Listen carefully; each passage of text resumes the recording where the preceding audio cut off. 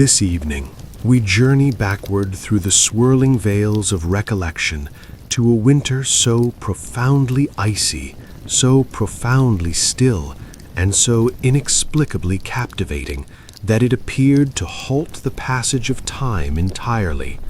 A long-lost holiday season enveloped in profound quietude and shimmering rhyme. A fleeting interval when existence seemed suspended, footsteps were muffled, and the entire landscape paused in anticipation under a canopy laden with serene marvel. This is an evening illuminated by flickering lights in distant panes, serving as modest symbols of enduring optimism. An evening when locomotives disappeared under vast accumulations of white, when households drew nearer together in shared solace, and when unfamiliar faces turned into essential supports for survival. A holiday cherished in the memories of merely a handful, and now recounted anew for your ears. Before we embark on this extended voyage, allow me to ease you into the essence of the tale. Picture the subtle radiance of flames from candles playing upon panes edged with ice, the gentle murmur of breezes grazing treetops, the aroma of evergreens mingled with wood smoke and approaching tempests from afar, and the initial murmurs of a narrative lingering amid the chill. This evening's account will lead you there gradually, tenderly, navigating through descending flakes, avenues aglow with lamps, and the steadfast endurance of individuals discovering comfort in shared company as the surrounding environment solidified into immobility. Yet prior to that, if narratives designed for repose appeal to you, serene chronicles rooted in history, rich with ambiance that guide you smoothly toward slumber, I encourage you to show appreciation for this presentation, subscribe the channel, and share your thoughts below. Where might you be tuning in from this night? Perhaps in the United States, attuned as twilight gusts subside, or in Europe, nestled under cozy coverings through the colder months, or across Asia, Australia, Africa, or remote isles, allowing the cadence of these words to lull you into dreams. And at what hour is it in your location? The depths of night, the break of dawn, or the close of day? Pause briefly to make yourself comfortable. Lower the illumination. Arrange your cushions just so. Permit your breaths to deepen, to ease, and to lengthen. Sense your form sinking deeper, more tranquil, as external distractions dissolve into calm. Once prepared, we shall commence our serene exploration of that elusive holiday season in 1914, when the accumulation of white brought everything to a standstill. The winter of 1914 arrived not with fury or upheaval, but with a tranquility that bordered on the mystical.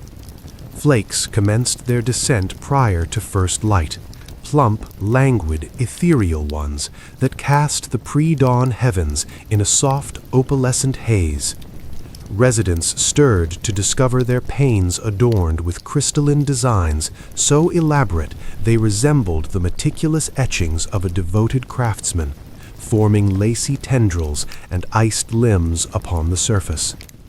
As dawn's glow expanded, the precipitation intensified, unhurried and unrelenting, a persistent, soothing fall that dampened all noises in its path. On slender lanes, carriages pulled by horses advanced with care, their rims barely audible under the mounting layer. Young ones leaned close to the glass, gazing in wonder as known pathways vanished beneath an even, flawless cover of purity. Plumes from fireplaces rose in slender trails, ascending idly before merging with the overcast expanse. Few anticipated anything out of the ordinary. It merely seemed a picturesque mid-December morning, peaceful and promising with festive anticipation. However, an unsubtle weight lingered in the atmosphere, a density that rested gently over dwellings and meadows, an uncommon hush that silenced even the winged creatures. Toward midday, the depth increased, engulfing thresholds and barriers. Folks ventured out cautiously, wrapped in layers against the bite, their exhalations forming fleeting mists. Lamps were kindled sooner than customary, their gentle golden hues shining from openings like dispersed celestial points. Despite absent predictions of tempests and the assumption of a typical seasonal day, an uncanny sensation of suspension emerged, a notion that a grander event was emerging, one the earth itself sensed ahead of its inhabitants. Within a modest dwelling on the village's outskirts, a household clustered near their fireplace, attuned to the ongoing murmur of the descent. They remained unaware that the weather enveloping them would evolve into one of the most remarkable cold periods on record, a season potent enough to momentarily arrest daily life across vast regions. And this marked merely the onset. As the afternoon progressed, daylight faded behind a veil of white far earlier than anticipated. The precipitation thickened into a dense, ethereal torrent, cascading in gradual swells over rooftops. It seemed as if the heavens had descended closer, ushering a faint indigo dusk that cloaked structures and expanses in a gentle, enigmatic sheen. Individuals emerged outdoors only momentarily, drawing cloaks snug as they gazed into the premature obscurity. The lamps they bore danced like suspended coals, their inviting radiance carving soft paths through the dense, flake-filled surroundings. Near the primary thoroughfare, the forge master halted under his shelter's overhang, dislodging particles from his whiskers. Raising his light, he observed the refraction in the descending crystals, transforming them into minuscule, floating glimmers. Having endured numerous cold seasons, he found this one unparalleled, none that shifted daylight to twilight before the evening meal. Nearby, the bread maker shuttered her establishment ahead of schedule, the inviting fragrance of fresh loaves still wafting. She bundled portions into containers for those nearby who might require sustenance, sensing that movement would soon prove challenging. Her display radiated inviting heat, sharply contrasting the vortex of white beyond the entrance. Youths in thick outerwear and woven wraps stepped out briefly to admire the mounting piles. Their merriment, typically resonant against the stone facades, was subdued now, swiftly absorbed by the expansive cover underfoot. All noises faded swiftly in this seasonal silence. Treads, utterances, even the groan of timber portals. With dusk fully claiming the vale, pathways exiting the settlement grew indistinct. Once solid, grooved trails frequented by wagons and wanderers transformed into undulating expanses of pristine ivory. Piles ascended like gentle mounds, concealing boundaries, markers, and the rims of chilled ravines under their smooth facade. An arrival to the hamlet would encounter a realm altered, quieted, softened, and oddly beguiling. Breezes had diminished to near stillness, prior murmurs yielding to a profound, windless calm extending over the meadows.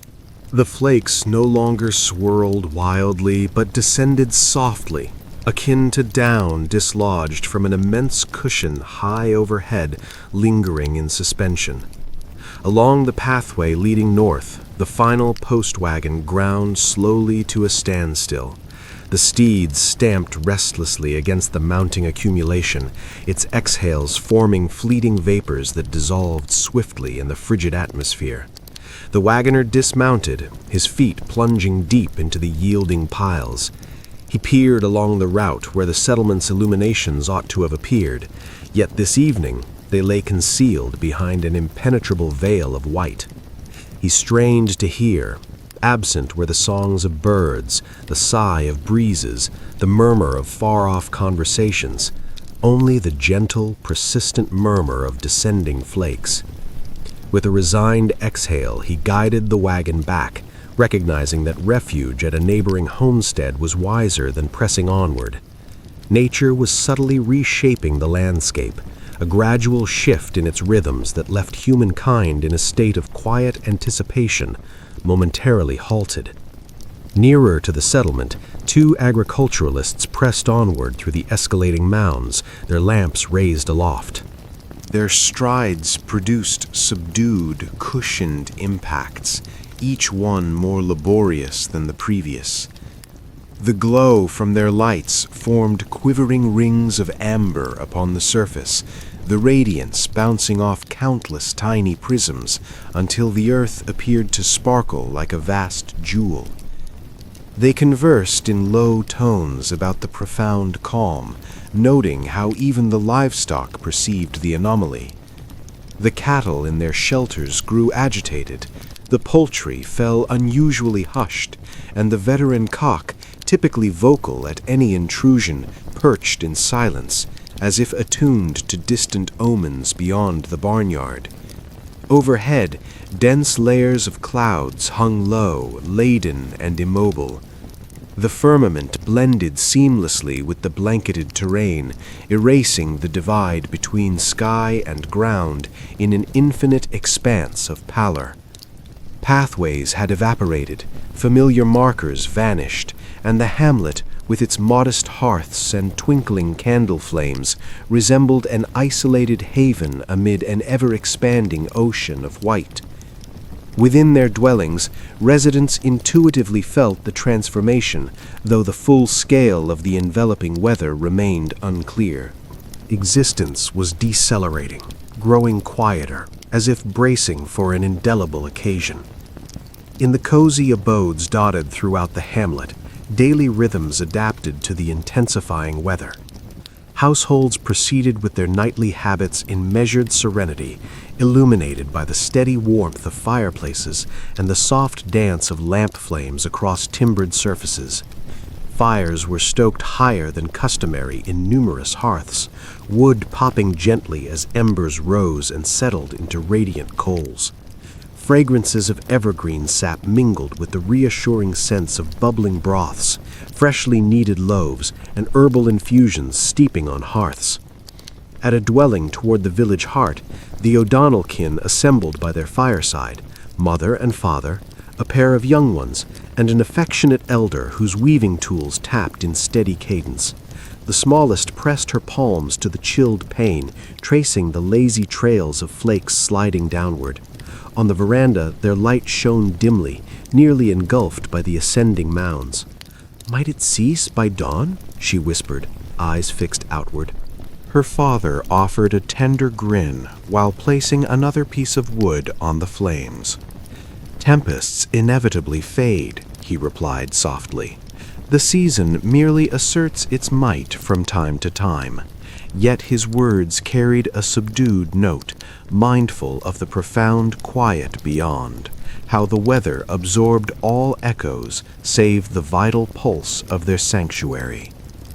In a neighboring home, an aged pair navigated their accustomed evening with unhurried poise. The husband scooped fresh flakes from a pail by the entrance, dissolving them gradually for their nightly brew.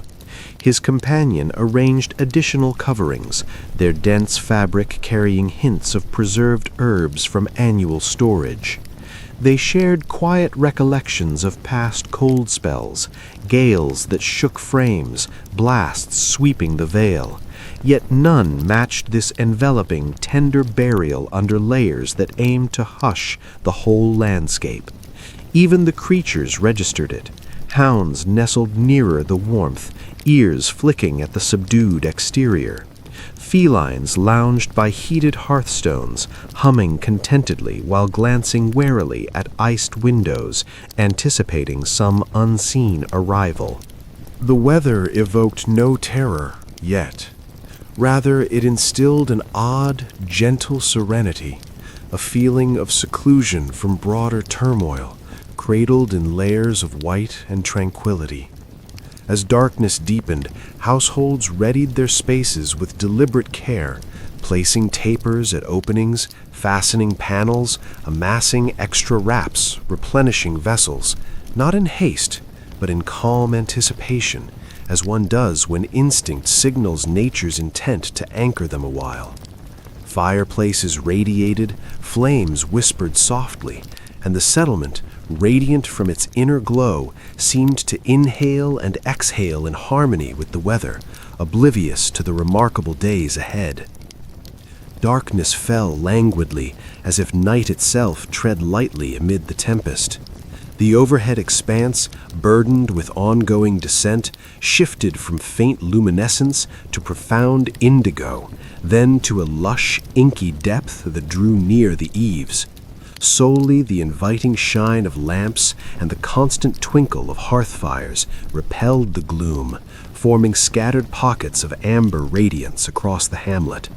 Beyond, the cover thickened into an unending, soundless shroud. It heaped against entrances, cascaded over barriers, and amassed heavily upon roofs until smokestacks resembled weary guardians emerging from pale summits. Frost laces dangled from overhangs in slender, pointed forms that caught faint glints from passing lights. The breeze, scarce throughout the day, commenced a subtle awakening, gentle initially, grazing edges of structures, jostling an occasional panel. No fierce wail, no thunderous gust, merely a faint, remote exhale, akin to the weather gathering breath. In the slim passages the layer dampened all. Steps turned to murmurs, utterances hushed as if muffled by thick fabric. Even the hourly chimes from the steeple rang fuller and more resonant, each note floating across the vale like a soothing melody encased in rhyme.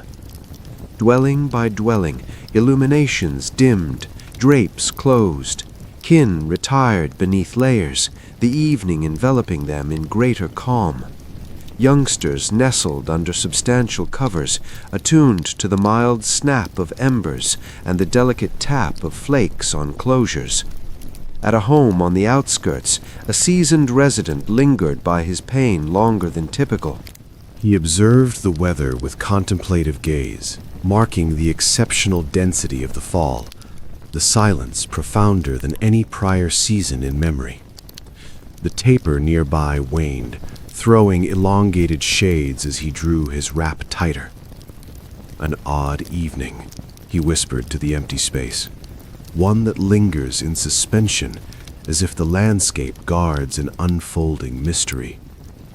Farther out from the settlement, thoroughfares had completely vanished.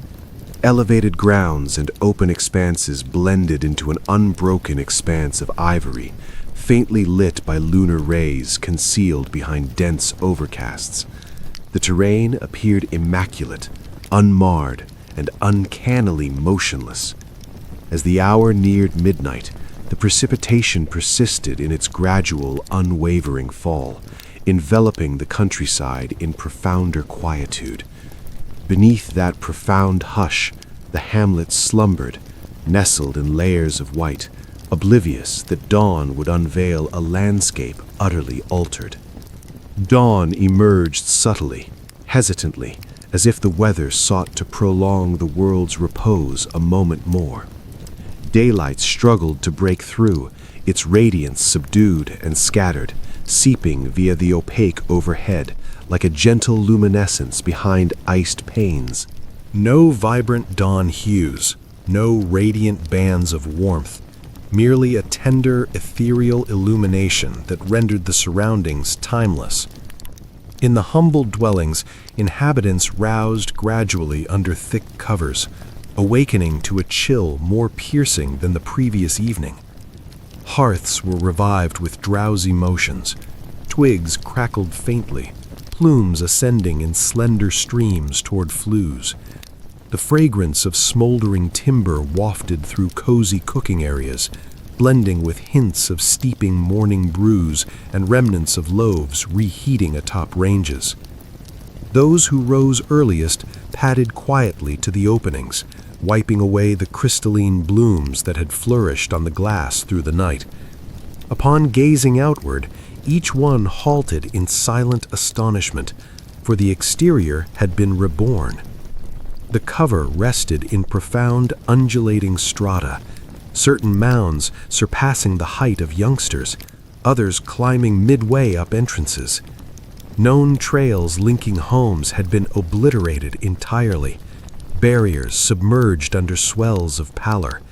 Even the ancient communal spring in the central gathering place lay interred, save for the peak of its timbered canopy. All surfaces felt yielding, all noises absent, and the entirety conveyed an improbable immobility. An agriculturalist near the hamlet's perimeter attempted to push open his portal, only to encounter a solid barrier of accumulation.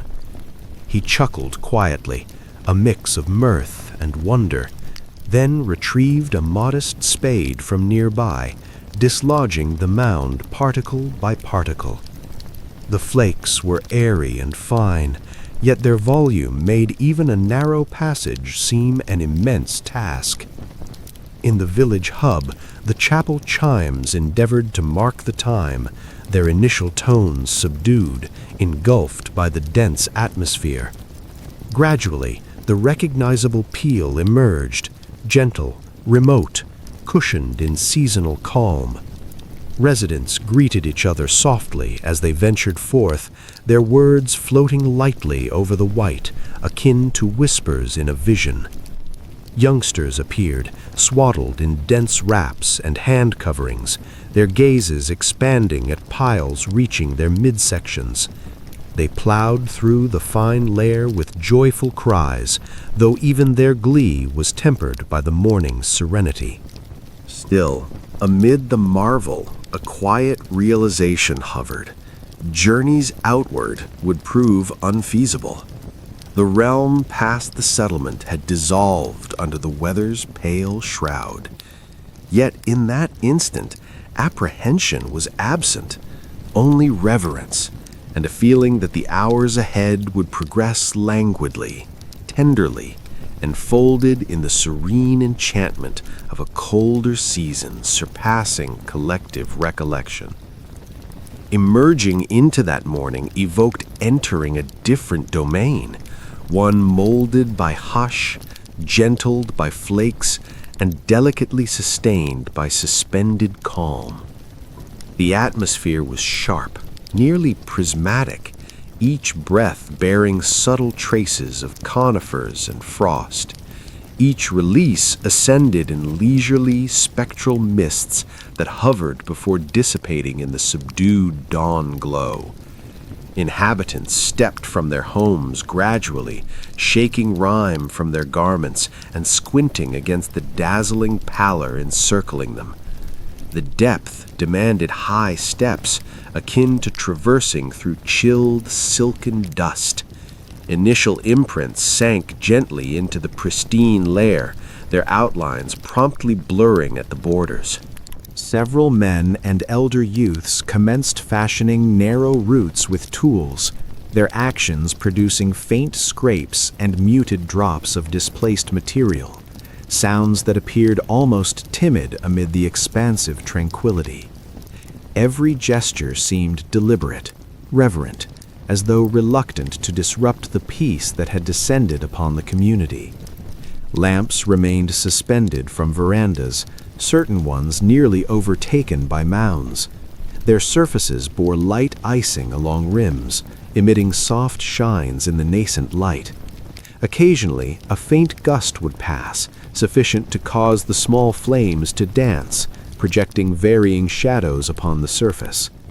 At the bread shop, Mrs. Rose positioned herself beyond her threshold, enveloped in a heavy cloak. She regarded the vast, pale swells traversing the lane, her exhales forming brief clouds. With a soft exhale, she cleared accumulations from her entryway, ensuring access for any seeking comforting loaves that day.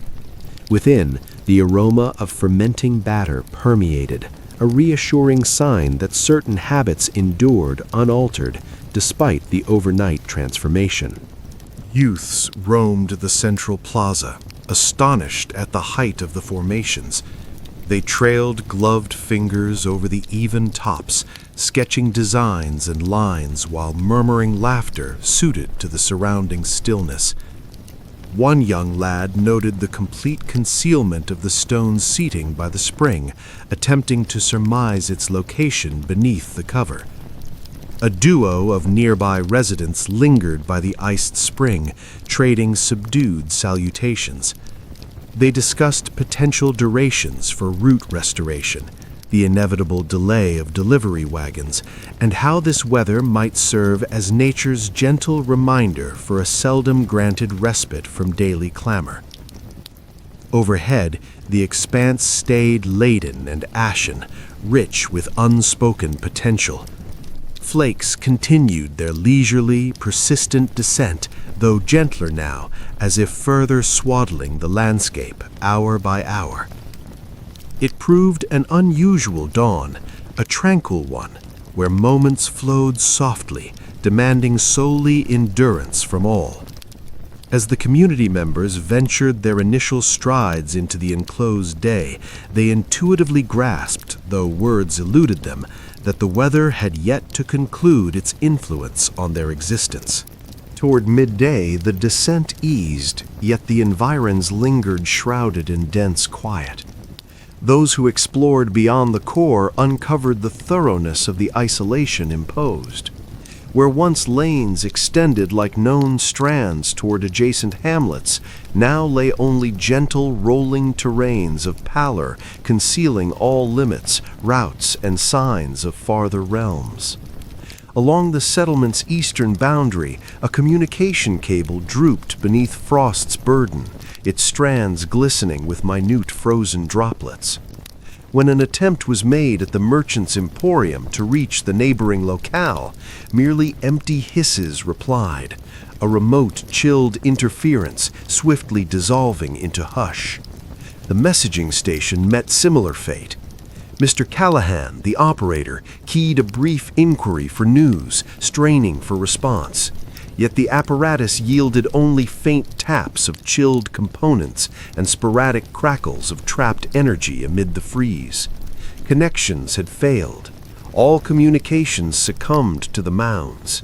He cleared the rime from his spectacles and exhaled deeply. "It seems we'll manage independently for a while," he said softly, his tone carrying no edge of worry, merely a serene acknowledgement that tidings would remain deferred until the weather relinquished its hold on the settlement. Beyond the walls, small gatherings of residents formed in quiet knots, murmuring about the potential duration of their seclusion. The elders recounted tempests from their younger days, yet none recalled a burial so thorough that the surroundings vanished entirely under layers of white. Nonetheless, their exchanges offered mild encouragement, their utterances lending as much warmth to the chilled surroundings as their visible breaths. At the dispatch station, parcels of correspondence rested undisturbed upon counters, lightly dusted with frost where subtle drafts infiltrated through minor gaps in the structure. Missives prepared for dispatch the prior day now appeared fated for extended delay. Each sealed packet held personal narratives, festive salutations, unspoken aspirations, and links to far-off kin. All remained suspended amid the season's unyielding demand. A youthful lady named Clara drew near the iced pane, clutching an epistle firmly against her heart. The address belonged to her sibling stationed in distant service. Her words had described preparations for the holidays, the lamps adorning the hamlet, and the gentle flakes that had commenced the previous afternoon. Yet, with pathways erased and connections muted, the missive weighed heavily in her grasp, its intended voyage interrupted at the outset. Tears did not come. Instead, she inhaled gently, her breath clouding the surface, and murmured, "Tidings will reach him shortly, once the landscape stirs anew." Outdoors, the descent eased to a delicate scattering, scarcely noticeable save when faint rays pierced the overcast, though the profound quiet endured, a hush substantial enough to seem tangible, akin to an unseen cover draped across the entire vale. For the present, the hamlet formed its own compact realm, enclosed, serene, severed from afar, yet secure, a fleeting haven amid an expansive winter expanse. Toward the latter part of the day, as the precipitation diminished to a light sprinkling, greater numbers of inhabitants ventured toward the central gathering area. Narrow channels had been excavated linking the residences, slim grooves along which folks advanced deliberately, their steps submerging gently into the fine layer. The atmosphere stayed sharply frigid, but the calm imparted an odd reassurance, as if the whole vale had consented to a collective interlude and shared inhalation. The communal plaza, ordinarily bustling with conversation and the rumble of wagons, lay tranquil and leisurely. Accumulations had sculpted gentle arcs over the central spring, transforming it into a gleaming form resembling carved alabaster. Seating around the space lay submerged under such dense strata that merely subtle rises hinted at their prior positions. Lamps dangled from posts, their surfaces lightly iced, emitting subdued golden hues. Residents clustered in modest circles, their exhales ascending like vapor in the biting chill. Wraps drawn high over faces, hand coverings speckled with white. Their discussions proceeded in composed, deliberate rhythms, utterances gentled by the enclosed surroundings. Mayor Ellison soon joined, a robust figure clad in a dense woolen outer garment and a hat edged with fur. He extended cordial welcomes to each, his resonant tone conveying reliable comfort. He attended to expressed worries, provided thoughtful counsel, and echoed the innate certainty already sensed. They remained protected in unity and adequately equipped for the season's trials.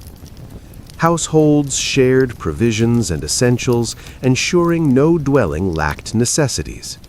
Mrs. Rose, from the bread establishment, distributed modest portions of fresh, steaming loaves, vapors curling delicately as they passed into covered palms. Young ones clustered near guardians, faces flushed, gazes broad as they observed the elders collaborating with composed intent. Beneath the ancient oak, its limbs laden with crystalline burdens and edged in silvery rhyme, a fiddler commenced a performance. The piece was subdued, languid and tender, floating across the plaza like a gentle exhalation amid icy air. The strains meandered through the quiet, elegant and mild, threading solace among all who attended. Individuals halted to absorb it. Some shut their eyes, others swayed subtly. Even the youngest remained motionless, captivated by the uncomplicated, calming tones resonating in the chilled dusk. As the melody waned, a calm returned, yet it differed from the remote hush of the tempest. This was a communal stillness, inviting and rich with implicit bonds. Nearby folk traded subtle grins, conveying silently, "We stand together. This shall pass in companionship." The overhead expanse lingered ashen and burdened, yet appeared less ominous now. Lamp glow danced across the plaza, projecting elongated, tender shades upon the new cover, and briefly the weather felt less a disruption and more an unforeseen respite, a scarce tranquility urging all to decelerate. As residents parted toward their dwellings, the plaza stayed serene and radiant, retaining the lingering resonance of the fiddle's closing strain. With dusk reclaiming the vale once again, a tender calm descended upon the settlement, profounder, gentler, nearly reverent in its immobility. The tempest had subsided, yet the firmament stayed dense with overcasts, faintly luminous, as though retaining remnants of waning light in their layers. Crystals wandered idly through the surroundings, few but exquisite, twirling like minute plumes in a deliberate whirl. Within the homes, flames were kindled to counter the encroaching obscurity. The fragrance of heated tapers permeated spaces, blending with the constant aroma of timber fumes.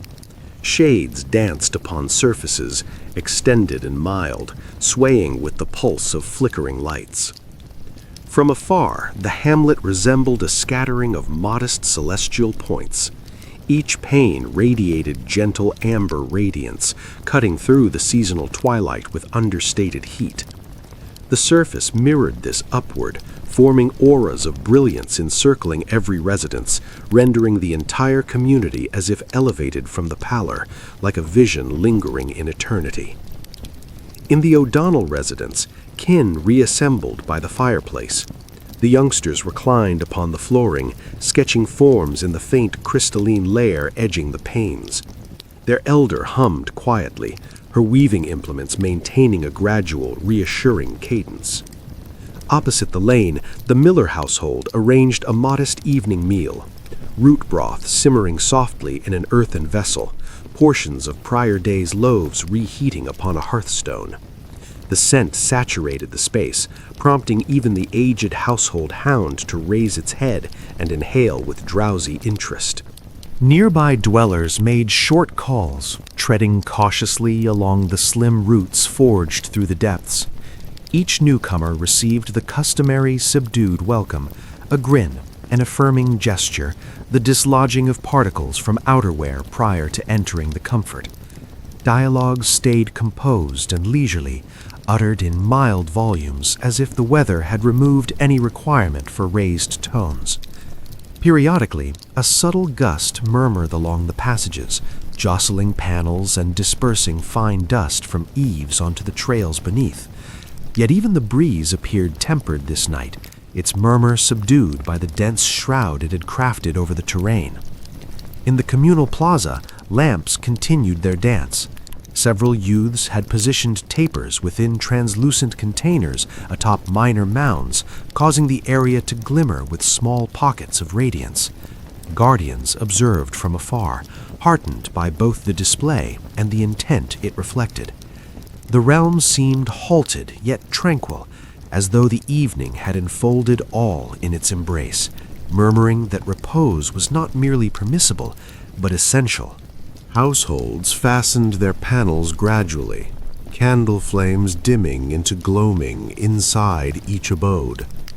Beyond, the settlement rested under a canopy foretelling further descent, yet also additional instances of shared closeness. In the profound serenity of that evening, the moments stretched eternally, as if recollections were already weaving themselves into being. As the settlement eased back into tranquil slumber that night, the weather revived subtly at first, like a tender murmur grazing the eaves. Minute crystals descended in languid twirls, glinting softly in the subdued radiance of lamps lingering alight in scattered panes. The atmosphere grew chillier, more piercing, yet oddly reassuring, as though the tempest were carefully swaddling the hamlet beneath an additional stratum of yielding ivory covers. Within the dwellings, hearth fires faded to radiant coals, throbbing with a gradual amber luminescence. Many households had already surrendered to repose, enveloped in thick covers carrying subtle traces of evergreen and seasonal botanicals. The steady cadence of slumbering inhales permeated every chamber, harmonizing seamlessly with the mild pops of settling timber in the fireplaces. Yet a handful of residents lingered vigilant, those drawn irresistibly to observe the night's gentle progression. Mrs. Rose, keeper of the bread shop, perched by her modest pane with a wrap drawn over her arms. She nursed a mug of soothing herbal infusion, allowing the vapors to swirl delicately near her cheeks. Beyond the iced surface, she beheld the exterior dissolve into tender forms, the soft shine of a distant light, the silhouette of a burdened bough, the subtle dance of descending particles resembling distant celestial sparks. Nearby, a lad called Henry positioned himself silently at his upper floor opening, palms flat against the chilled barrier. The weather stirred no dread in him. Rather, it evoked a grand tale materializing just out of reach.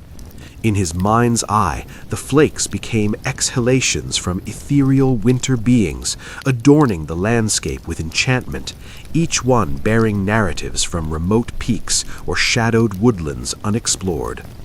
In the plaza opposite, Mayor Ellison maintained a lamp aglow in his workspace, reviewing records and inventories to confirm all kin possessed sufficient resources. His quill grazed the page with faint rasps, merging into the night's encompassing calm. Upon reclining at last, he released a contemplative breath, attuned to the tempest's mild cadence. Beyond, the breeze began to alter, still subdued yet intentional, elevating subtle swells of white across the summits, carving fine crests and arcs as if refining the community into an exquisite creation. Limbs arched gracefully under the mounting burden, emitting low, drowsy creaks that resonated along deserted passages. At the woodland's border, the trunks rose stately and mute, their somber outlines stark against the luminous cover, deepening the night's enigma. Occasionally, a mass of accumulation would dislodge from an overloaded arm, striking the ground with a cushioned impact that resonated strikingly in the hush. The surroundings hovered between awareness and reverie, between absolute quiet and unspoken melody, between the season's exhale and the subtle vitality sheltered within heated sanctuaries. The weather persisted through the hours, mild, unwavering, enduring, yet devoid of hostility. It resembled an extended, enduring murmur, urging the hamlet to relax, to decelerate, to yield to the tranquility unique to profound cold periods. As the darkness intensified in chill, the layers embraced the terrain more snugly, establishing the groundwork for dawn's serene marvel. When daylight eventually emerged, it did so in utter hush, so thorough, so resonant that it bordered on the reverent. No avian songs, no stirring foliage, no remote bustle, solely a plush, enveloping calm that appeared to infuse the spirit directly. The tempest had withdrawn during the community's repose, bequeathing a realm reborn. Accumulations had formed in stunning configurations, fluid, arched mounds resembling undulations in a vast pale wilderness. Crystalline coatings adorned every pane in intricate designs evoking delicate confections or the delicate spans of minuscule seasonal beings. Frost spears dangled from overhangs like translucent decorations, capturing the scant morning rays filtering through the ashen canopy. In the houses, inhabitants roused gradually, perceiving the chill's density even prior to stirring. Covers were drawn closer, floorboards chilled bare souls, and exhales manifested brief mists in chambers awaiting revived warmth. Those rising earliest moved toward the fireplaces, coaxing vibrant flames from dormant coals. Presently, soft snaps permeated the spaces, and the aroma of smoldering evergreens restored inviting comfort. Upon parting the panels, responses mirrored one another, silent reverence. In the O'Donnell dwelling, the youngsters flattened their hands to the rimed surface. "It's as if the entire landscape vanished," the smallest breathed, her exhale clouding the glass. Their elder offered a tender grin, her tone mild as she answered, "Not gone, my child, merely resting beneath the season's gentle shroud." Opposite the plaza, Mr. Callahan, overseer of communications, ventured forth and promptly submerged to his lower limbs in the fine layer. He chuckled quietly, a hearty, astonished note, and dislodged particles from his garment before advancing further. Even his impressions refilled swiftly as the yielding material resettled. The hamlet's customary noises, groaning wagons, vocal hounds, far-off clinks of implements, were missing. In their stead, the dawn conveyed a sensation of suspended anticipation, as if the whole vale awaited the unfolding hours. A handful of resolute residents navigated toward the central area, forging through trails requiring renewal with every stride. Their motions remained measured, cautious, intentional. Each release ascended in tender, pale vapors, hovering briefly before dissipating. The surroundings felt altered this day, sharp, luminous, nearly resonant in its immobility. It bore subtle traces of chilled conifers and remote rime, as though the nearby woods had exhaled during the night's slumber. When the chapel chimes marked the time, their peals arrived subdued yet consoling. Each peal resonated across the iced atmosphere like gradual undulations over a tranquil pond. For the initial occasion since the tempest commenced, an impression emerged not solely of astonishment, but of potential. The surroundings had transformed indeed, yet it remained their domain, brimming with individuals, comfort, and steadfast endurance, all anticipating the revelations this fresh dawn, swathed in layers of white and profound calm, might offer. As the subdued morning radiance intensified sufficiently to outline the contours of eaves and smokestacks, the residents recognized the necessary actions. They proceeded without haste, without raised calls, without shattering the tranquility enveloping the vale like a tender mantle. Rather, they advanced with serene intent, venturing into the profound depths equipped with spades, sweepers, and lights.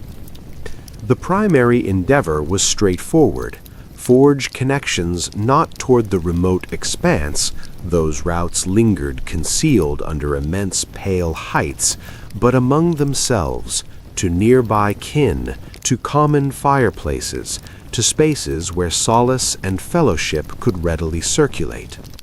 Males, females, and elder youths labored in unison, their exhales ascending in gentle mists while they excavated slim grooves linking the dwellings.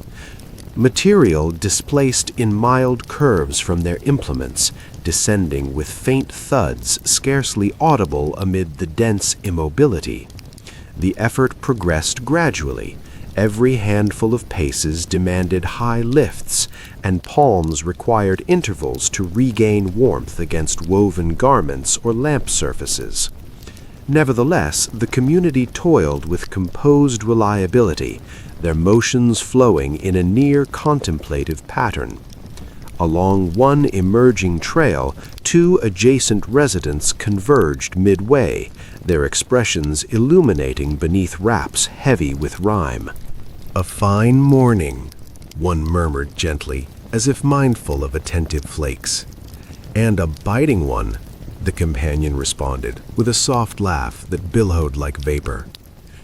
They clasped covered hands momentarily in salutation before resuming their tender labors. Youngsters assisted in their unique manners, employing diminutive timber tools to nudge fine particles aside, or transporting bundles of fuel from one residence to the next. Their mirth remained subdued yet inviting, ascending just adequately to infuse vitality into the chilled passages. At the bread establishment, Mrs. Rose fashioned a slender passage from her threshold to the closest route. The inviting heat from her interior wafted outward, bearing the enticing aromas of newly baked portions, spiced notes, and fermenting mixtures. This allure attracted several locals nearer, who volunteered to remove adjacent accumulations in return for modest, oven-fresh buns. Lamps suspended from posts danced mildly as subtle gusts passed. Their radiance gleamed upon the upper layer, forming sparkling sequences of brilliance that directed the laborers throughout the hamlet. Gradually, fragment by fragment, the settlement recommenced its linkages. Trails once obliterated by the weather now resurfaced, narrow bands of shadowed white meandering like mild streams among the structures. Each route signified not merely a liberated passage through the season's grasp, but a strand of optimism rewoven into their routine existence. As midday neared, the community halted their efforts to appreciate their progress. The depths still loomed in fluid, arched barriers, yet now portals existed within that pallor, openings guiding to heat, to companionship, to communal repasts and recounted experiences. In that instance, encircled by glistening white and tranquil solidarity, the tempest appeared less an obstacle and more a prompt of their profound interdependence. The expanse past the hamlet could linger. Presently, the inhabitants had sculpted a serene sanctuary of their own, one trail at a time. Toward the initial afternoon hours, with roots established and the community gradually reviving its enclosed cadence, an intriguing noise wafted through the surroundings. Subtle, remote, nearly imperceptible initially. Not the breeze, not descending particles. Something distinct, resonant and patterned, akin to faint knocks or mild rings conveyed from afar. Henry, the youth fond of observing the weather from his pane, detected it foremost. He paused midway on a freshly forged path, inclining his head as the tone recurred. A fragile, uneven ring that appeared to gleam amid the calm. He summoned his guardian in a lowered tone, wary of shattering the moment's spell. She emerged, dislodging particles from her sleeves, and attended alongside him. There it returned, a soft peal borne on the chilled breeze, scarcely detectable, yet insistent. Throughout the settlement, others commenced perceiving it as well. Individuals ceased their gentle tasks. They elevated lights higher. They traded mild looks, pondering the origin of such a resonance in a realm so firmly enveloped in hush. Mayor Ellison numbered among the earliest to pursue it. With measured strides, he advanced toward the hamlet's northeastern perimeter, steps submerging deeply into the new layer. A modest assembly followed, nearby folk swathed in wraps, their exhales floating in faint mists as they progressed. The noise clarified as they neared the ancient observation post by the rise. It proved neither chime nor implement nor familiar apparatus. Wind bells dangled from a limb adjacent to the structure, partially interred. The metallic tones had been stirred by a mild current, sufficient to evoke their melody, clear and crystalline, ideally suited to the iced environs. Yet what arrested the group's attention lay beyond the bells themselves. All recognized their long-standing presence, installed by a departed household years prior. What seized their breaths was an additional element. Affixed securely to the limb, a slender fabric fluttered, pale yet bordered in a hue foreign to the seasonal vista. A narrow crimson seam, faintly discernible, yet purposeful in design. An individual had positioned it there lately, discreetly, perhaps amid the night's silencing weather. The mayor extended a hand and tenderly cleared the rime from the material. The assembly drew nearer, observing as the textile undulated subtly in the cool current. "It's an indicator," Mrs. Rose breathed, her utterance inviting despite the frost. "An indication of proximity." The textile lacked grandeur or prominence, yet in the profound quiet of the enclosed dawn, it conveyed a communication, a gentle cue that, amid seclusion, bonds persisted in unforeseen manners. No peril, no urgency, merely existence, a hushed greeting from beyond the depths. The residents shared contemplative gazes, and the mayor grinned mildly. Whomever affixed it, he whispered, sought to assure us of companionship. Briefly, the assembly remained in mutual tranquility, attuned to the wind bell's ongoing, delicate, resonant tune. Each note extended into the serene veil like a modest cue of optimism. The weather had imposed division, yet it had also roused another quality: intrigue, cohesion, and a cue that, even in the most silent, cold period, the landscape retained means of expression. As the community tarried near the observation post, the breeze altered momentarily, adequately to elevate a fine curtain of white from the adjacent tree line. The particles twirled gently, floating like exhalations over the woodland base. Upon settling, a fresh sight emerged beneath the lower pine limbs. Impressions, subtle, refined, partially refilled with new flakes, yet undeniably from a person. Mayor Ellison focused his gaze, advancing nearer with cautious, intentional motions. The assembly trailed at a measured interval, their steps submerging into the profound mounds with subdued puffs. The impressions were distributed uniformly, as if crafted by an individual advancing deliberately, unhurried, without falter or rush. A composed, intentional trail emerging from the woodland, concluding adjacent to the limb where the bells resonated mildly in the seasonal current. Clara, the youthful lady awaiting word from her distant sibling, raised a covered palm to her lips. "An individual passed this way," she breathed, her exhale crafting a fleeting mist in the frigid surroundings. "Recently, the marks are modest, not minuscule yet not broad, likely a youth or a lady, or someone treading lightly, attentive to the depths." The mayor lowered himself to inspect the markings more intently, sweeping aside loose particles to expose the contour of the sole, the arch's graceful bend. "These formed at dawn," he whispered, "prior to the breeze's shift." Henry, the inquisitive lad who initially caught the bell's melody, edged forward sufficiently to glimpse the sequence. "I ponder their origin," he murmured gently, "and why no call at a threshold?" The inquiry hovered in the chill, light yet laden with potential. Responses did not come swiftly, not from apprehension, for nothing menacing marked the impressions. Rather, the community experienced a tender marvel, akin to uncovering a subtle message concealed in the margin of a well-known volume. The woodland ahead rose stately and mute, its limbs burdened with pallor. Frost lances suspended from conifer points like strands of translucent gems. Crystalline sheen glinted subtly on all facets, evoking a realm both timeless and newly rendered.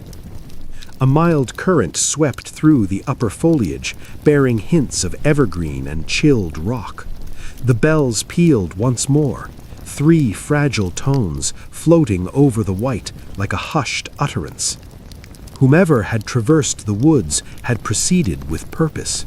They had halted by the observation structure, affixed the slender textile with its subtle crimson border, then retreated into the foliage without disrupting the morning's tranquil calm. Mrs. Rose drew her wrap closer about her form. "Perhaps they sought to confirm our well-being," she said softly. "Maybe someone unable to approach otherwise." The mayor inclined his head in contemplation. "Regardless of intent," he replied, standing upright. "Alarm was not their aim. A marker instead of a rap, a mild overture." The residents lingered a while longer, attuned to the bell's gentle, crystalline song in the icy breeze, gazing toward the hushed trees. No peril marked the instant, solely enigma, solely linkage, solely the serene assurance that the realm past the depths remained vibrant, active, observant, entwined with theirs. The tempest had interred the lanes, messaging strands lay silent, yet impressions, discreet, cautious ones, narrated another tale. An individual had arrived, proximity lingered, and whomever they were, the hamlet had not slipped their memory. As the assembly gradually retraced toward the central plaza, their lamps projecting tender rings of amber upon the route, an undeniable sentiment enveloped them. The depths might have halted existence, yet human spirits persisted in extending outward. The community re-entered the plaza with measured, reflective strides, each occasionally casting a glance rearward to the mute woodland where the marks dissolved. The overhead expanse had eased into a mild, subdued ash, suggesting further descent without insistence, merely a tranquil, seasonal serenity. Even resuming daily patterns, thoughts dwelled on the enigmatic passerby who affixed the textile and lingered beneath the bells. Intrigue wafted through the settlement like a gentle gust, not dread, not concern, merely awe, tender, unfolding, reassuring in its peculiar manner. Adjacent to the bread shop, young Henry halted abruptly and indicated an object perched upon a recently fashioned mound. "Behold," he breathed, wary of agitating the chilled atmosphere. There, lightly coated in rime, rested a compact container crafted from slender willow strands. It had been absent shortly prior. No local had positioned it. The base encircled by pristine, undisturbed white confirmed its novelty. The bread maker, the grain processors, and numerous others drew near cautiously, each stride submerging mildly into the layer. The Mayor Ellison lowered himself beside the container, clearing the fine particles amassed on its edge.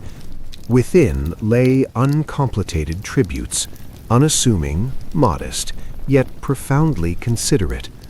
A sheaf of preserved botanicals bound with cord, a pair of petite timber figures resembling avian forms, polished to a welcoming smoothness, a fabric-enclosed parcel holding baked goods infused with an exotic, evocative essence, reminiscent of seasonal fruits and pristine malt. At the deepest point, a creased missive.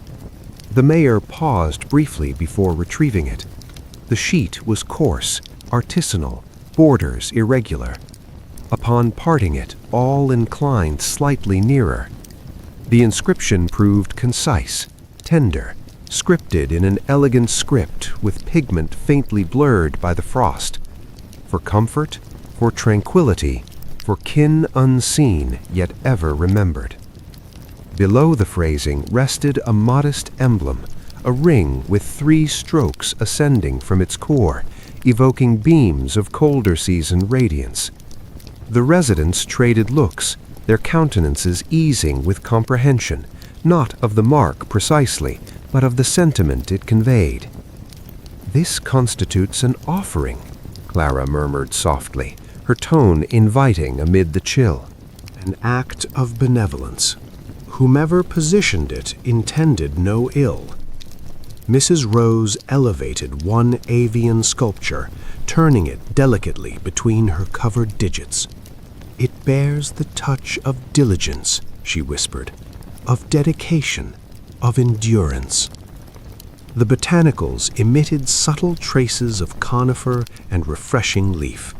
The baked items, upon unveiling, released a faint allure into the frosty air, like captured daylight in seasonal guise.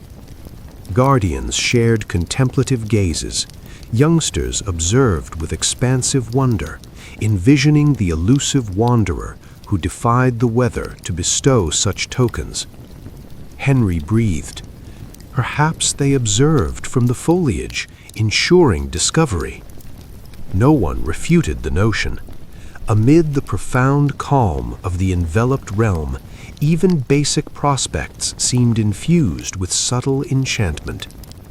Mayor Ellison refolded the missive with care and restored it to the container. Whoever our mysterious guest may be, the mayor spoke gently, their intentions toward us are kind. That much shines through. And perhaps, Clara added with a hopeful note in her voice, they will come again once the weather eases its hold.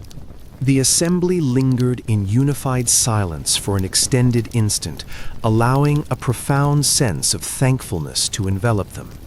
The modest container, unpretentious and compact, served as a link, an unseen filament binding the hamlet to an unknown presence or individual amid the vast pale expanse, a gentle cue that even in seclusion, benevolence could traverse the frozen terrain. As the residents transported the container toward the central plaza, its treasures catching subtle glimmers in the seasonal radiance, a tender comfort diffused through the serene atmosphere, one no tempest could extinguish.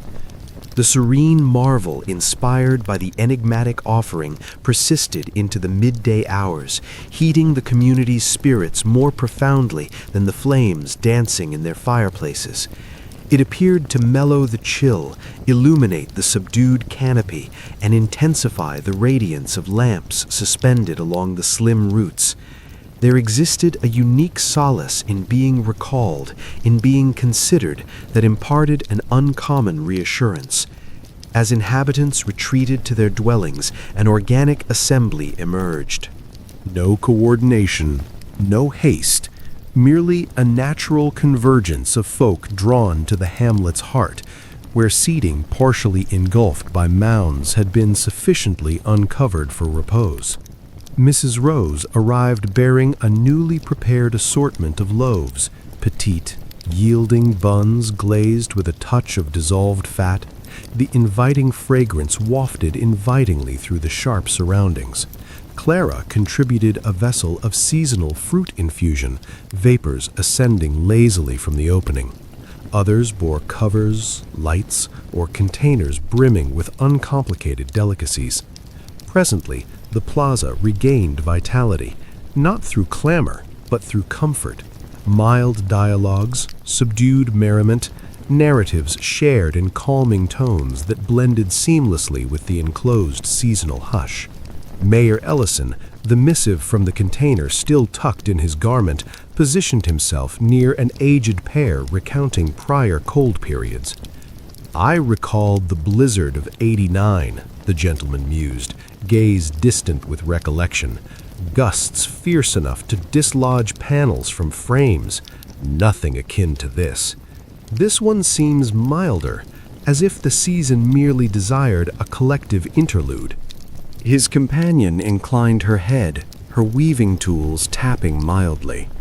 Stillness holds its own allure, she breathed. At times, existence prefers murmurs over roars.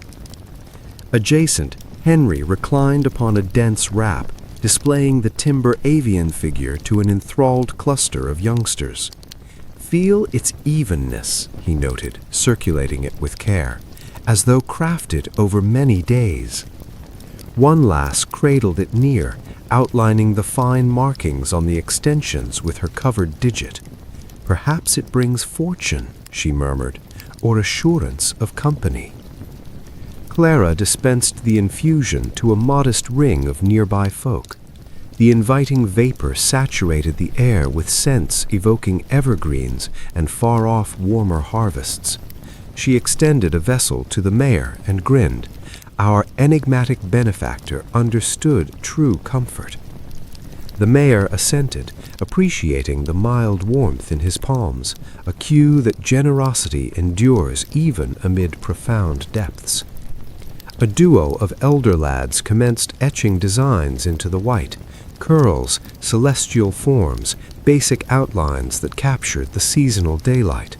Their gentle mirth floated across the plaza like melody, interlacing with the tranquil cadence of the hours.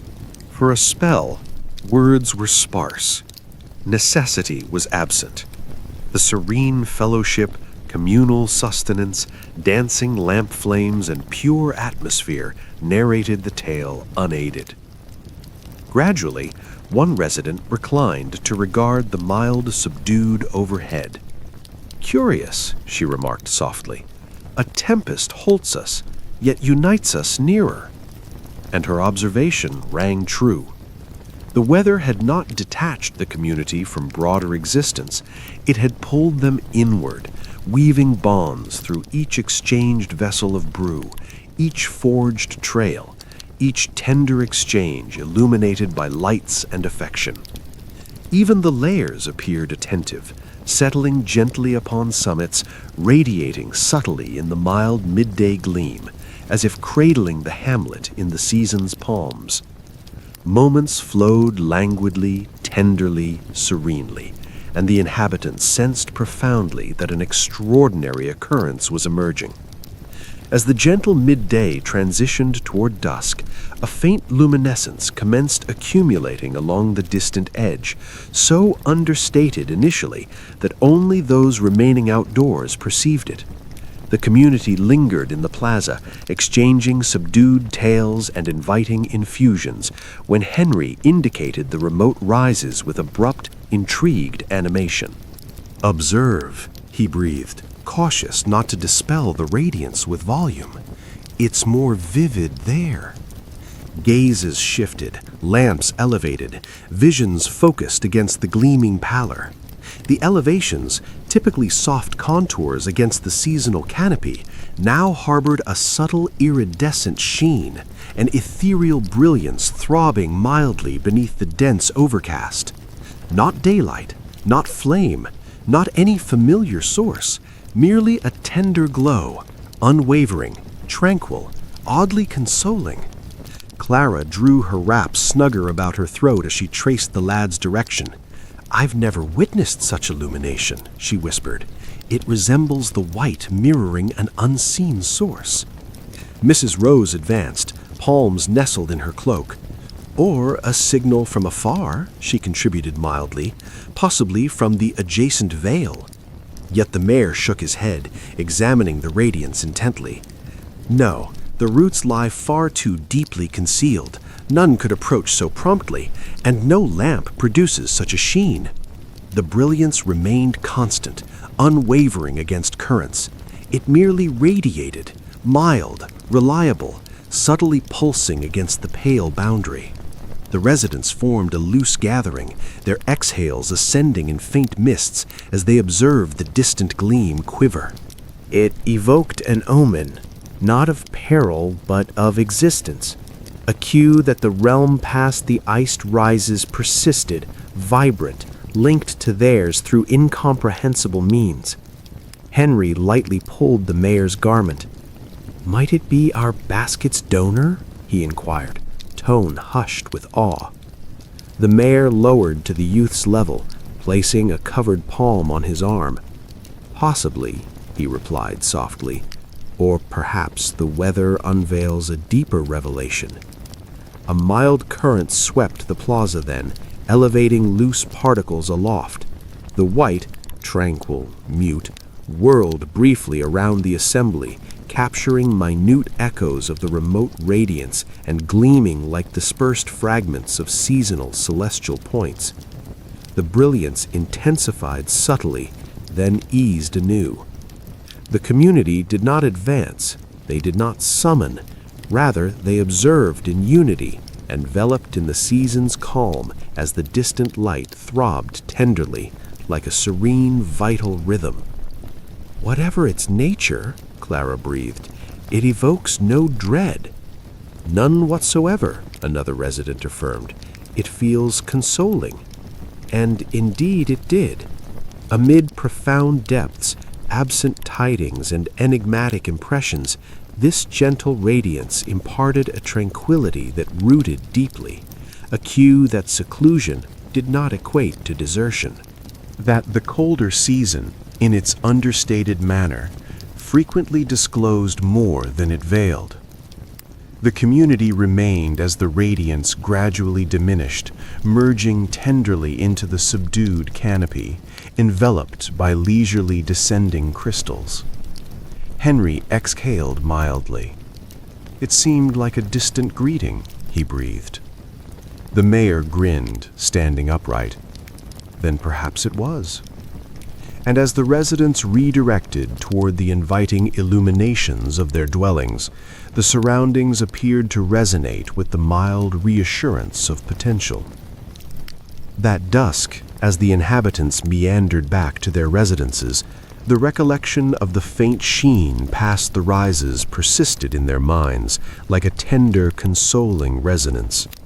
The flakes, now milder and more delicate than previously, descended from an ashen expanse in slender silvery strands. Each one settled silently, nearly inaudible, contributing another soothing stratum to the already pallid realm. Within the homes, fireplaces were revived with fresh vigor. Timber popped softly, dispatching embers twirling upward into shadowed flues. The atmosphere saturated with the known aroma of evergreens and the grounded heat of smoldering logs, imparting stability and tranquility following the enigmatic luminescence of the midday hours. At the O'Donnell abode, kin clustered near the flames.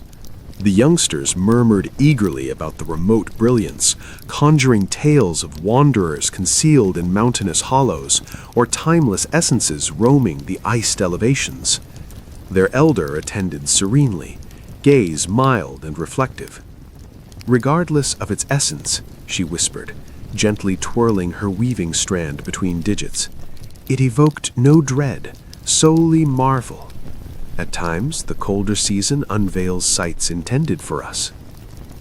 Opposite the plaza, Clara arranged a modest broth for herself and her guardians. As she sectioned roots and blended the savory mixture, her reflections returned to the petite container and its tender inscription. The phrasing reverberated: comfort, serenity, kin unseen, enfolding her spirit in an unexplained gentleness. She halted by the pane, peering into the mild descent. Crystalline tendrils curled along the borders like fine embroidery. And farther, lamps twinkled along the roots, their radiance dancing subtly in the nocturnal breeze. "I wish them refuge," she breathed to the hushed exterior. "Whomever bestowed the offering, I hope they discovered safety." In the mayor's dwelling, a slender taper flickered by his workspace as he perused the day's reflections. Not formal obligations, those could linger, but uncomplicated notations to anchor his thoughts. How the community collaborated, how the depths cradled the veil in calm, how the enigmatic sheen imparted unforeseen tranquility rather than unease. He brushed the creased missive from the container beside the flame. "Whomever you may be," he murmured, "gratitude for recalling that existence extends beyond the tempest."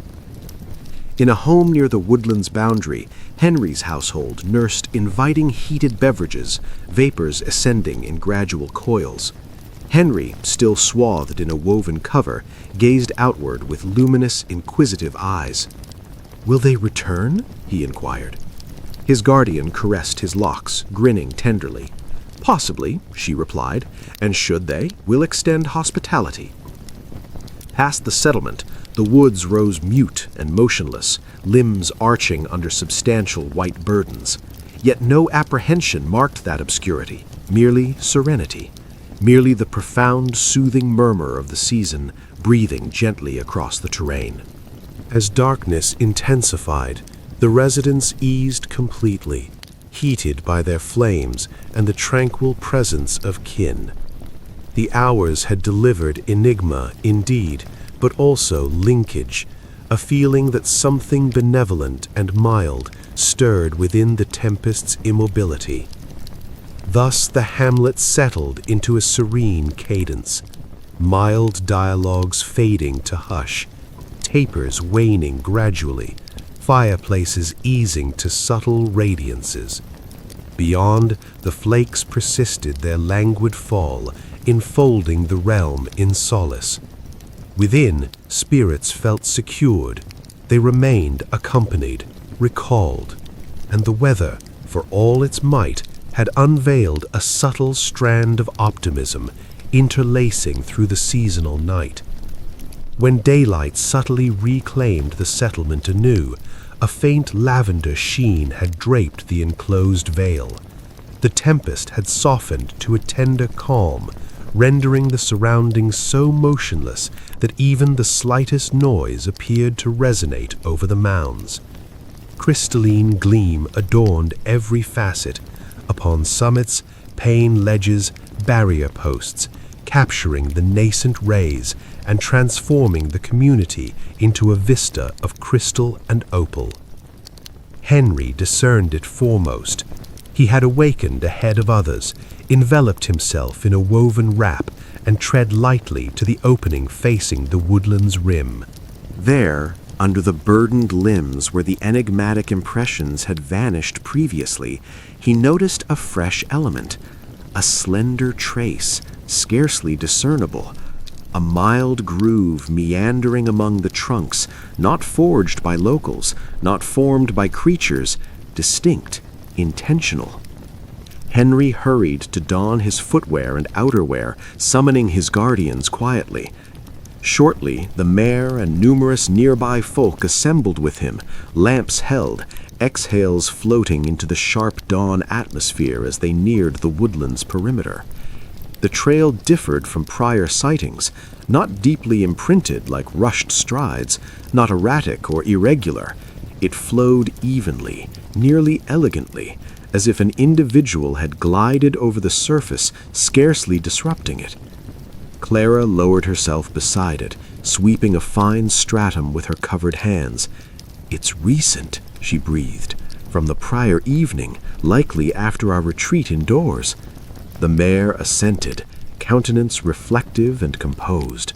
"And it appears brief," he whispered, extending merely a modest way into the foliage. The residents paused in serene reflection. No dread permeated the breeze, solely intrigue, tender as the white underfoot.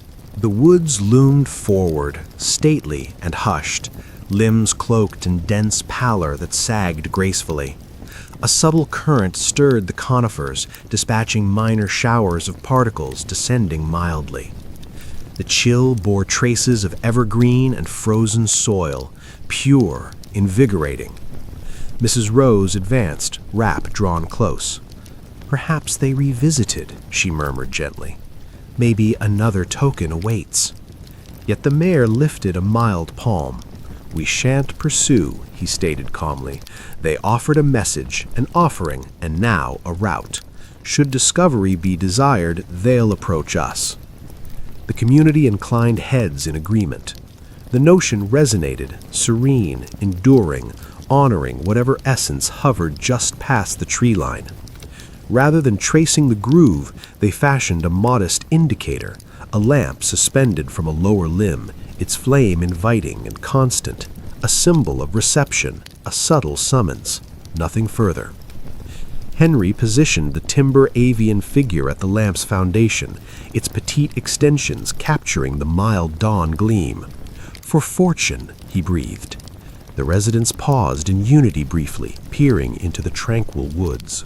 The enigmatic trail arched gracefully out of view, vanishing amid the burdened conifers as if guiding toward an entirely separate realm.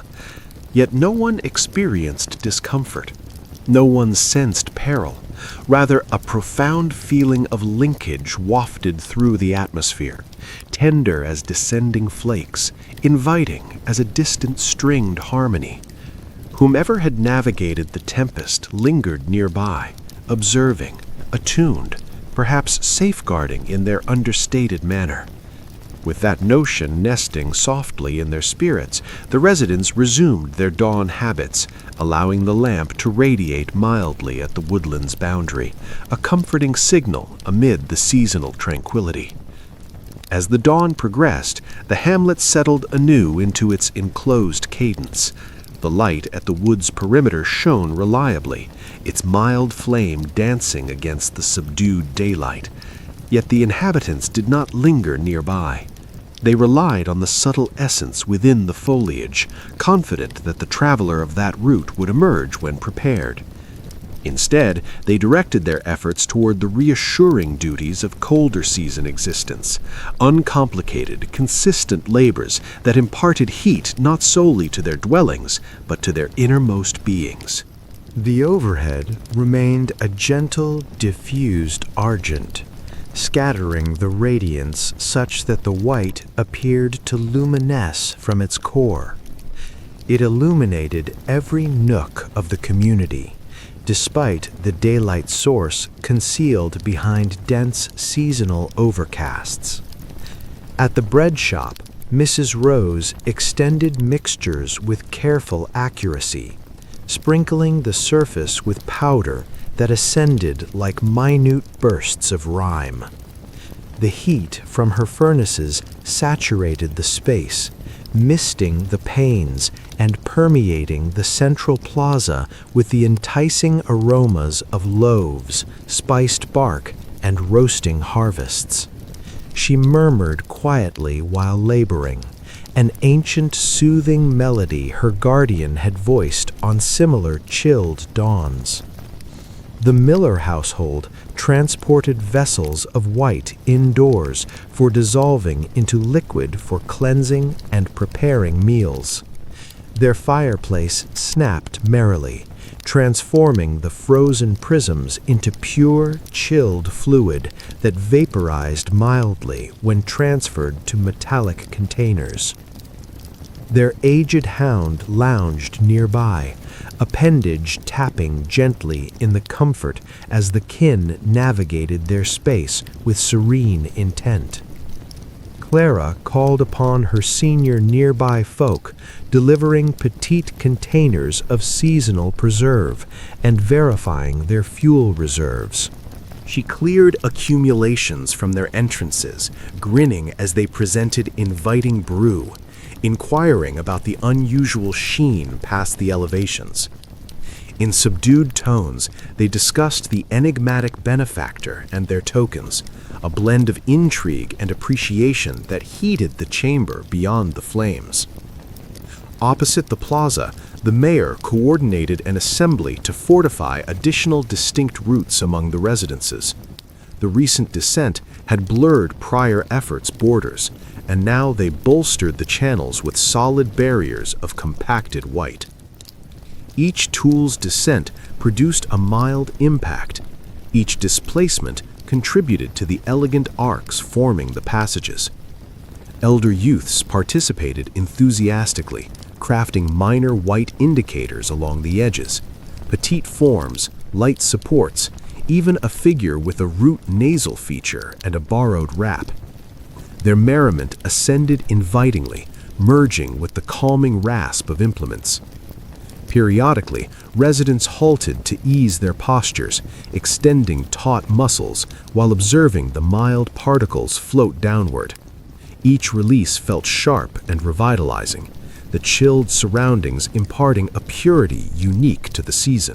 In the remote expanse, the prior dusk's subtle brilliance had dissipated, yet its recollection persisted tenderly in collective reflections. The groove at the woodland's rim stayed undisturbed, serene, enigmatic, optimistic. As the community toiled, a sensation draped the hamlet like an imperceptible cover. They stood united, they remained comforted, and regardless of the depth's increase, isolation was absent. The colder period proved robust indeed, but so did they, their communal heat interlaced through every duty and every mild exchange, forming its own radiance in the enclosed realm. Toward the latter midday, the canopy shifted to a tender opal ash, a hue suggesting mild descent rather than turmoil. Crystals glided downward with leisurely elegance, twirling like minute plumes through the cool, hushed breeze. The settlement, vibrant with activity, lamp sheen, and the allure of fresh loaves, appeared to breathe into the serene flow of the hours. It was amid this tranquility that a subtle resonance, fragile as an exhale, commenced interlacing through the falling particles. A strain, so faint initially that it escaped notice, a solitary pitch borne on the current, weaving among limbs and floating along the recently formed channels. Henry, yet again, detected it foremost. He had been molding minor crests along the route near his dwelling, covered palms operating with gradual, intentional gestures. He halted, head inclined, exhale crafting a gentle mist. "Attend," he breathed to himself. There it emerged, a slender, quivering pitch, like the distant twang of a chord or the remote resonance of a wind instrument concealed within the foliage. He rose, dislodging particles from his legs, and faced the woodland's perimeter. The lamp there radiated invitingly, its flame constant, and from some place past it, the strain clarified, still refined, still vulnerable, yet undeniably tangible. He hastened toward the plaza, where several residents attended duties. Clara and Mrs. Rose conversed quietly by the bread shop's entrance, countenances glowing from the furnace heat. The mayor lingered nearby, examining a record of fuel stocks. Henry pulled at the mayor's garment. "Can you perceive it?" he inquired eagerly. The mayor paused, attended, and gradually a tender grin softened his expression. "Indeed," he replied softly, "a composition." The community assembled with serene intrigue, advancing nearer to heed. The strain wafted mildly over the white, not forceful, not assertive, but affectionate, nearly timid. A harmony crafted from gentle exhales and seasonal currents, as if an individual deep in the woods performed a basic piece intended solely for the most tranquil spirits. Clara shut her eyes briefly, permitting the pitches to envelop her like descending flakes. "It conveys serenity," she breathed, "perhaps solitary, yet serene." Individually, residents edged toward the plaza's boundary, drawn not by apprehension, but by awe. The harmony differed from known pieces, not celebratory like festive airs, not grave like far-off chants, but rather something timeless, mild, and profoundly mortal. A melody of the colder season, of immobility, of linkage. Mrs. Rose placed a palm to her chest. "I ponder if it's our benefactor," she whispered, "the one with the offering." The mayor assented reflectively. "Should it be," he murmured gently, "then they're conveying through existence rather than phrasing." The harmony meandered through the hamlet for extended instants, floating among dwellings, nesting mildly upon summits, enriching the atmosphere with a nearly otherworldly tranquility. No one stirred, no one uttered. It seemed as if existence had halted anew to attend. And then, as tenderly as it emerged, the strain waned, a closing pitch grazing the breeze like a plume, a mild, enduring vibration, followed by hush once more. The community exhaled in unison, their vapors intertwining with the descending flakes. "What might it signify?" Henry inquired, his gaze radiant with curiosity. Clara rested a palm upon his arm, her tone inviting and assured. "Perhaps it conveys," she murmured, "that the one traversing these woods seeks not concealment, but connection." No further impressions emerged, no silhouette materialized, solely the reliable radiance of the lamp at the woodland's boundary and the tender calm of fresh layers nesting mildly over the groove. The residents resumed their duties with eased spirits, each stride heated by the recollection of the serene strain. Certain enigmas were not destined for immediate resolution. Some were intended to reveal gradually, akin to the leisurely, gentle fall of white, disclosing their essence in due course. And this one evoked the onset of a mild vow. As the subdued daylight eased into the faint indigo of early dusk, the descent diminished to a refined float. The hamlet, mildly lit by lamps in panes and along routes, felt enveloped in a profound tranquility, the sort that rendered every noise, every motion, more significant. Clara perceived it foremost. She had ventured outdoors to retrieve several pieces of fuel from the modest stack by her veranda when a subtle flicker appeared at the woodland's perimeter. Not their morning-placed light. That flame radiated invitingly and constantly.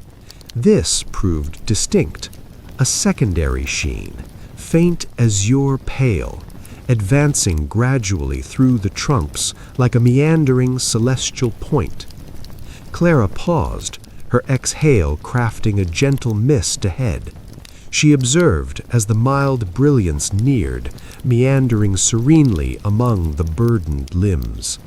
She summoned quietly, "Mayor Ellison." The mayor, engaged in subdued dialogue with a nearby resident, turned promptly. His vision traced her indication. His expression eased. "Another light," he breathed. The community converged serenely, lamp reflections dancing in their eyes as they edged toward the plaza's boundary. Voices remained lowered, advances were measured. The approaching radiance from the foliage felt fragile, as if it might dissolve if encountered with anything beyond composed, receptive spirits. The azure pale sheen drew nearer. Its luminescence proved mild and refreshing, glinting subtly through the falling particles. It appeared to hover rather than oscillate, each shift gradual, intentional, tranquil. Then, just prior to entering the open space, it halted. The residents suspended their breaths briefly. The brilliance lingered in the shades between two lofty conifers, as though observing the hamlet, attuned to their hushed assembly, before descending tenderly to the surface. When the particles resettled from the motion, the sheen waned and evaporated. Merely the subtle contour of an object reposing in the white endured. Henry breathed, "Another token, perhaps." The mayor placed a covered palm on the lad's arm. "Let us discover," he murmured gently. Gradually, a modest assembly advanced, treading with the identical tender respect afforded the prior impressions and container. The woods rose serenely, limbs laden with white, as if safeguarding whatever rested beneath. Upon arriving, Clara lowered herself initially. Amid the depths, partially interred in a shallow nest of fine particles, rested a lamp unlike familiar ones. Its structure proved slim, sculpted from light timber that gleamed nearly argent in the waning radiance. The translucent faces bore swirled designs, not from chill, but deliberately inscribed, akin to minute star groupings crafted by meticulous palms. Within, the fiber radiated subtly, though no visible blaze danced. It imparted comfort without combustion, illumination without warmth, mild, reliable, ethereal. A brief missive was affixed to the handle with woven cord. Clara elevated it with deliberate, reverent gestures. The script matched the prior elegant flow, merely 5 terms, "For your nights of winter." The community traded mild gazes, their exhales curling into the motionless breeze like strands of marvel. "It's exquisite," Mrs. Rose whispered, "like captured lunar beams." The mayor assented. "An offering," he breathed, "and another indication of desired serenity." Henry drew nearer the lamp, gaze broad with reverence. "Might they observe us?" he inquired. "At this instant?" Responses were absent, yet the calm, the immobility, the tenderness in the surroundings evoked affirmation. Clara raised the lamp cautiously, nestling it near her form as if cradling something delicate and invaluable. "We ought to position it in the plaza," she murmured gently. "Allow its radiance to be shared." And thus they proceeded. The residents retraced in unity, advancing through the depths as a single assembly, bearing the enigmatic, lovely lamp like a communal pulse. Upon reaching the central area, they placed it upon a fluid mound just under the ancient oak. Its mild, silvery sheen extended outward, merging with the amber village lights, forming a tender aura of heat and coolness, a flawless balance. It evoked an emblem, a commitment, a benevolence from one who tread quietly amid the seasonal woods. And as darkness fully claimed the vale, the hamlet radiated with dual illuminations, the inviting hearth glows of their own, and the serene, vigilant sheen of a lamp bestowed by an unseen guest.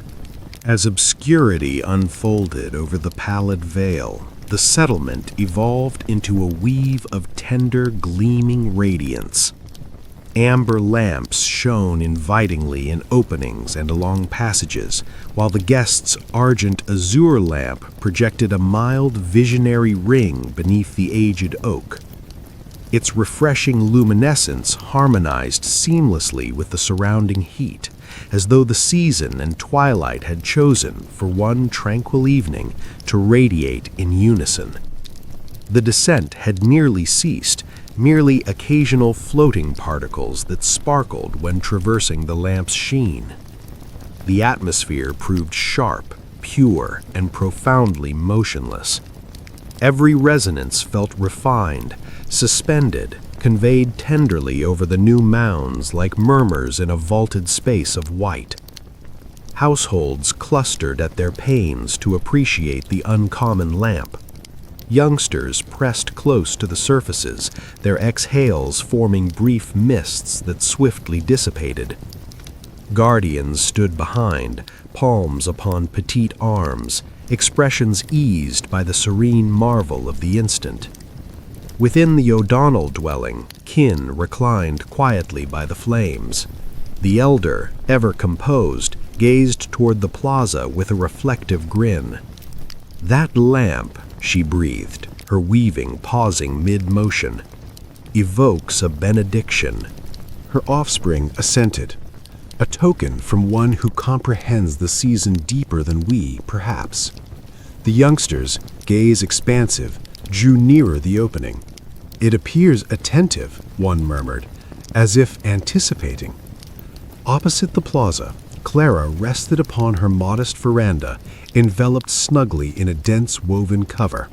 She nestled a mug of infusion between her palms, its vapors ascending into the chilled darkness, the argent lamp's sheen mirrored in her gaze, interlacing with the amber dance of the taper positioned nearby. Apprehension was absent, merely a tender intrigue and a profound, reliable solace prevailed. The mayor likewise ventured into the central area, drawing his outer garment close against the bite. He paused extendedly before the lamp, the missive secured in his pocket, and elevated his vision toward the woodland's rim. The foliage rose in serene immobility, limbs arched beneath substantial white loads. Frost spears captured the radiance like suspended crystalline fragments, yet nothing shifted. No impressions materialized, no outlines stirred. Nonetheless, the breeze bore an essence, mild, attentive, benevolent. "It's sufficient," he breathed to the dusk. "We comprehend." A subtle current wafted across the plaza, grazing the lamps and dispatching minute swirls encircling the ancient oak. The argent azure lamp danced, not as a taper, but as a serene throb, gleaming momentarily brighter before easing to its composed, unwavering radiance. Residents appeared from their dwellings for brief, tranquil strolls beneath the celestial points. Their steps crunched mildly in the depths, their lights swayed gently. They conversed in inviting, subdued tones about the strain perceived, the tokens bestowed amid the white, the sheen upon the elevations, the indications of an individual moving among them with intent and tenderness. Henry progressed palm in palm with his guardian, gaze fixed upon the lamp under the oak. "Might they enter the hamlet one day?" he inquired gently. His mother grinned and pressed lips to his woven head covering. "Should they desire," she replied, "and when the instant aligns." The lad assented reflectively, as if pondering matters far surpassing his youth. Throughout, the settlement inhaled in unity. Households, nearby kin, companions, heated by the awareness that amid this colder season of profound depths and serene seclusion, they had been observed, considered, and tenderly tended by one who tread lightly through the tempest. The darkness intensified. Celestial points emerged, subtle yet reliable, glinting mildly through slender gaps in the overcast. And beneath their faint radiance, the guest's lamp radiated in flawless calm, a serene signal, a mild essence, a vow gleaming tenderly at the core of the season. The subsequent dawn emerged with a calm profounder than preceding ones.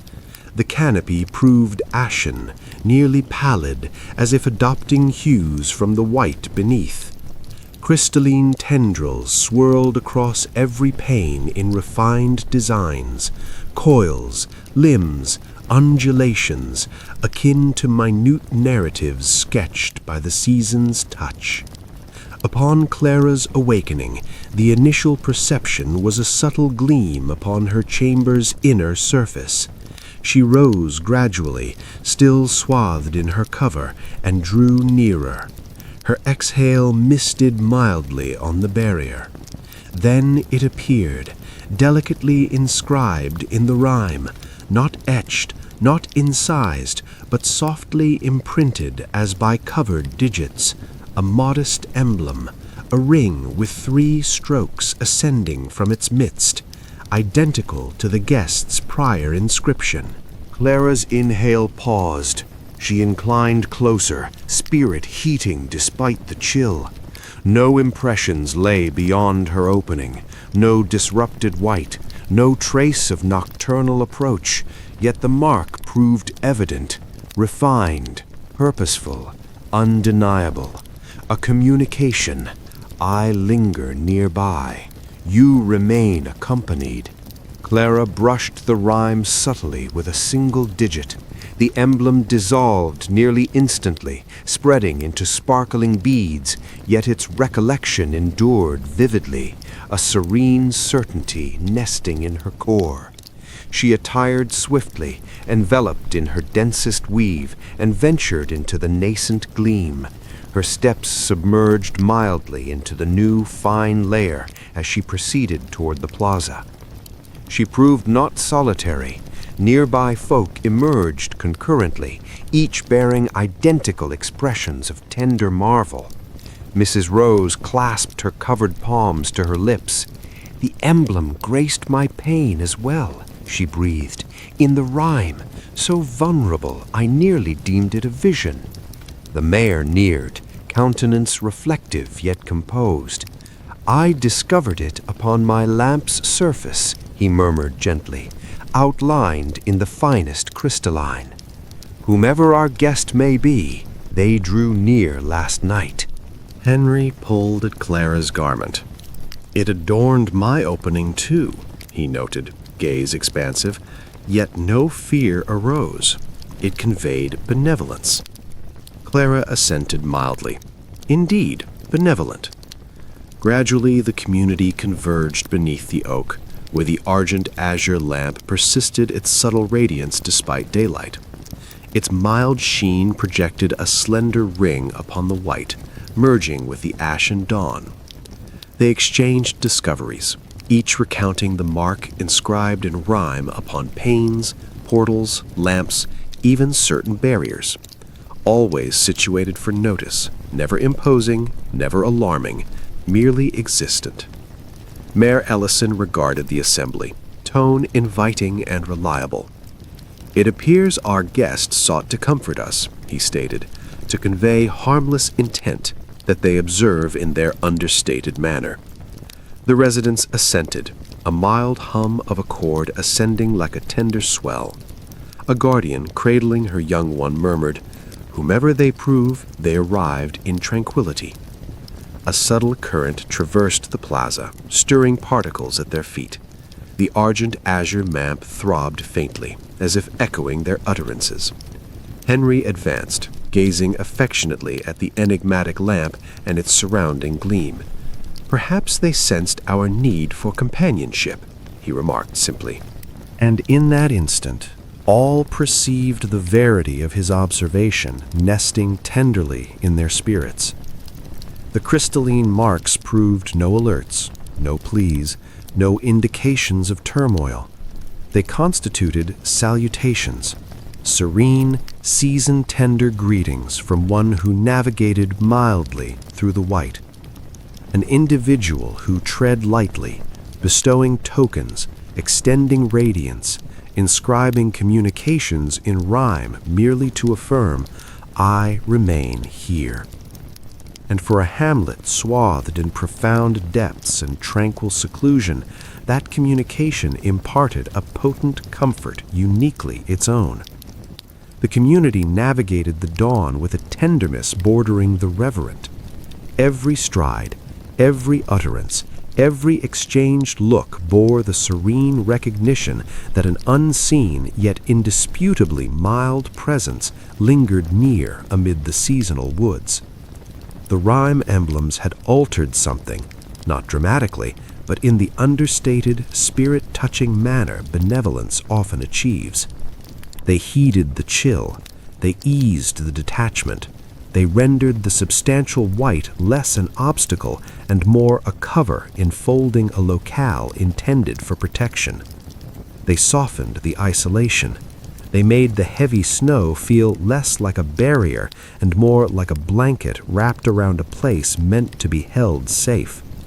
Youngsters paused near their panes, keen to uncover additional traces inscribed in the refined weave of rhyme. Seniors murmured of ancient tales, wanderers gliding silently through seasonal tempests, bestowing graces rather than impressions. And households clustered in their inviting cooking spaces discovered greater ease in grinning, in merriment, in permitting the season's weight to linger mildly at the periphery of their reflections. Toward midday, the descent had virtually halted. Merely occasional errant particles floated idly through the motionless breeze, glinting like minute prisms as they traversed the subdued seasonal daylight. Clara proceeded leisurely toward the plaza, her steps producing mild crunches in the depths. She bore a modest loaf enveloped in fabric, her thoughts dwelling on the crystalline mark discovered that dawn. Upon arriving at the lamp under the ancient oak, she halted, permitting its refreshing, reliable sheen to enfold her in a serene sensation of linkage. Solitude proved brief. Henry appeared shortly, cheeks flushed with chill and animation. "Clara," he breathed, "can you perceive it?" She inclined her head, attending. Initially silence, merely the tender calm of the season, the scarcely audible settling of white upon limbs. Yet then, a subtle resonance. Not a strain this occasion, not an utterance, solely a noise. Mild, remote, patterned. A gradual, deliberate knocking, as of timber softly contacting timber. Composed, unwavering, recurring at extended pauses. The mayor and numerous nearby folk, lured by identical intrigue, converged near them. They paused in immobility, attuned in unity. There it returned. Tap. Interval. Tap. Not abrupt, not rushed. A resonance evoking an oddly familiar salutation. "It's emanating from the foliage," Mrs. Rose whispered, "yet deeper, farther than yesterday's marks." The mayor assented reflectively, his exhale ascending in gentle mists into the chilled surroundings. "No alert," he murmured quietly. "An indication, a basic one." Henry drew nearer Clara. What might it convey? Clara lowered to his level, tone inviting and reliable. "Perhaps," she replied, "they seek to affirm their proximity while maintaining space to avoid unease." Henry inclined slowly, absorbing her phrasing with a profound, contemplative inhale. The knocking persisted, spaced, tender, enduring. It resonated mildly among the trunks, like a languid, vital rhythm. The community refrained from advancing. No murmured speculations arose, no discomfort emerged. Rather, they merely attended, positioned in unity within the plaza, enveloped in the season's serene hold. The resonance eased, then dissolved completely, yielding the known calm of enclosed tranquility. Clara stood, adjusting her covered palms. "They'll approach when suited," she breathed gently, "or continue merely with indications. Either suffices." The mayor grinned, the subtle creases near his eyes deepening invitingly. "And meantime," he noted, "we rely on the calm." The residents gradually resumed their efforts, stoking flames, distributing loaves, visiting nearby kin, all reassured by the awareness that the unseen guest persisted in their vigilant tenderness, unchanged since the tempest's onset. The hours flowed mildly, enfolded in serene habits. Roots cleared, panes wiped. The lamp under the oak radiated like a tender pulse amid the white. And someplace past vision, amid the tranquil immobility of the woods, the guest attended, existent, serene, proximate. Toward the latter midday, when the canopy had eased into a mild indigo ash, a distinctive calm draped the hamlet. Not the customary seasonal hush, not the soothing silence of white, but distinct, a sense of anticipation, as if the hours suspended inhalation, awaiting an arrival. Henry sensed it foremost. He halted amid fashioning a minor white passage near his dwelling, elevating covered palms as if detecting an atmospheric shift. The chill remained familiar, yet altered, more acute in a refined manner, alert.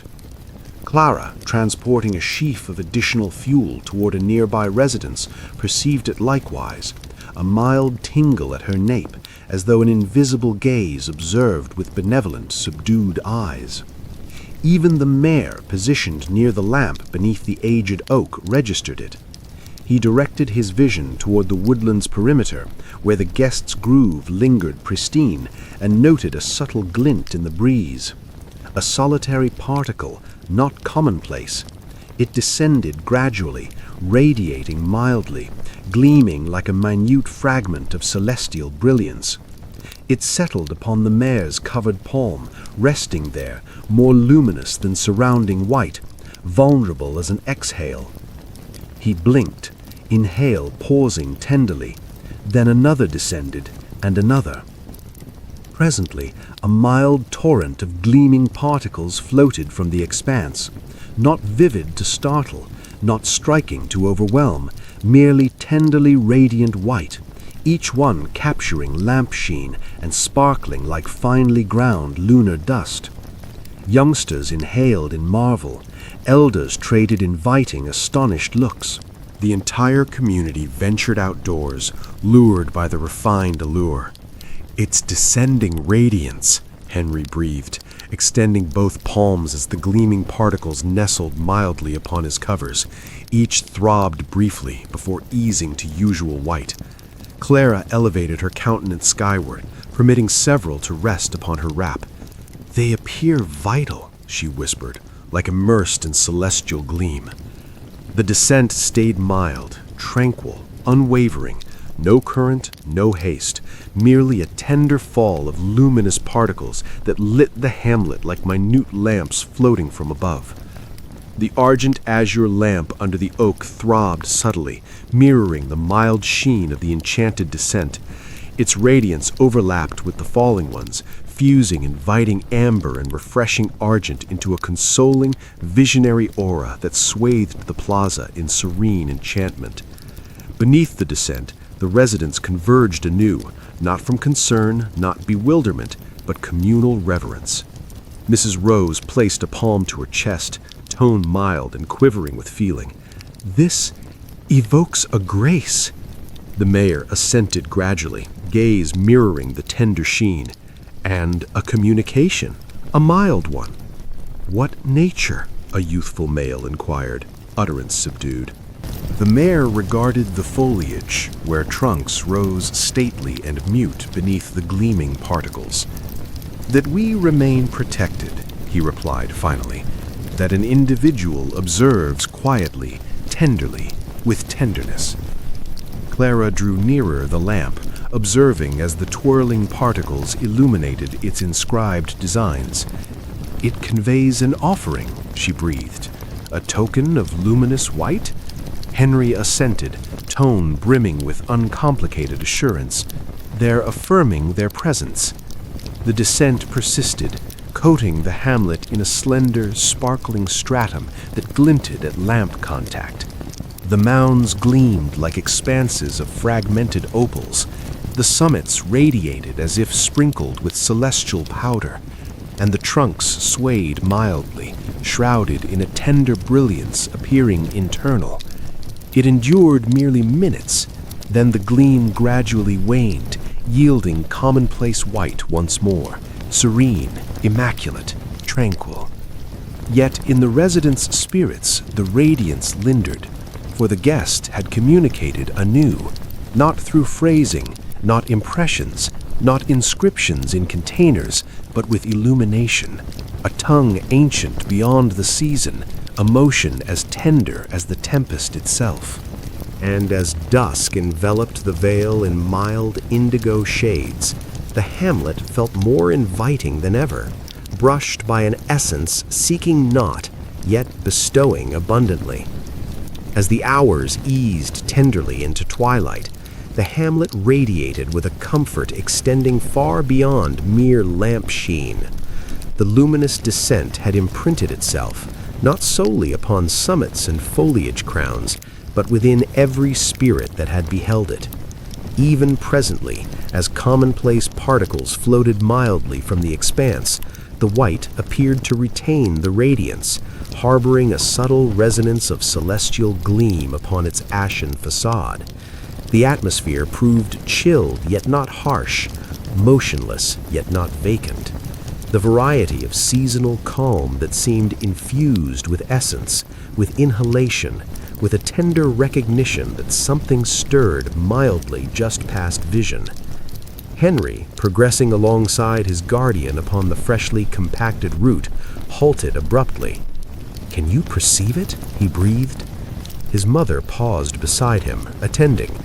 Initially, merely the calm of descending flakes, then a subtle, patterned, undeniable crunch, crunch, crunch. Mild strides, gradual, intentional, nearing from the woodland's perimeter. Not rushed, not concealed, but purposeful, as if the traveler desired audibility without evoking concern. Henry's inhale paused. His mother placed an inviting palm upon his arm. "You remain protected," she whispered. "We all do." Opposite the plaza, Clara emerged from her dwelling, lured by the identical remote resonance. Her lamp radiated mildly in her grasp, projecting a ring of amber comfort about her steps. She elevated the light subtly, gaze focusing toward the trunks. The mayor joined her shortly, composed and reliable as ever. "You detect it likewise?" Clara inquired. "Indeed," he replied gently, "and should concealment be intended, no resonance would reach us."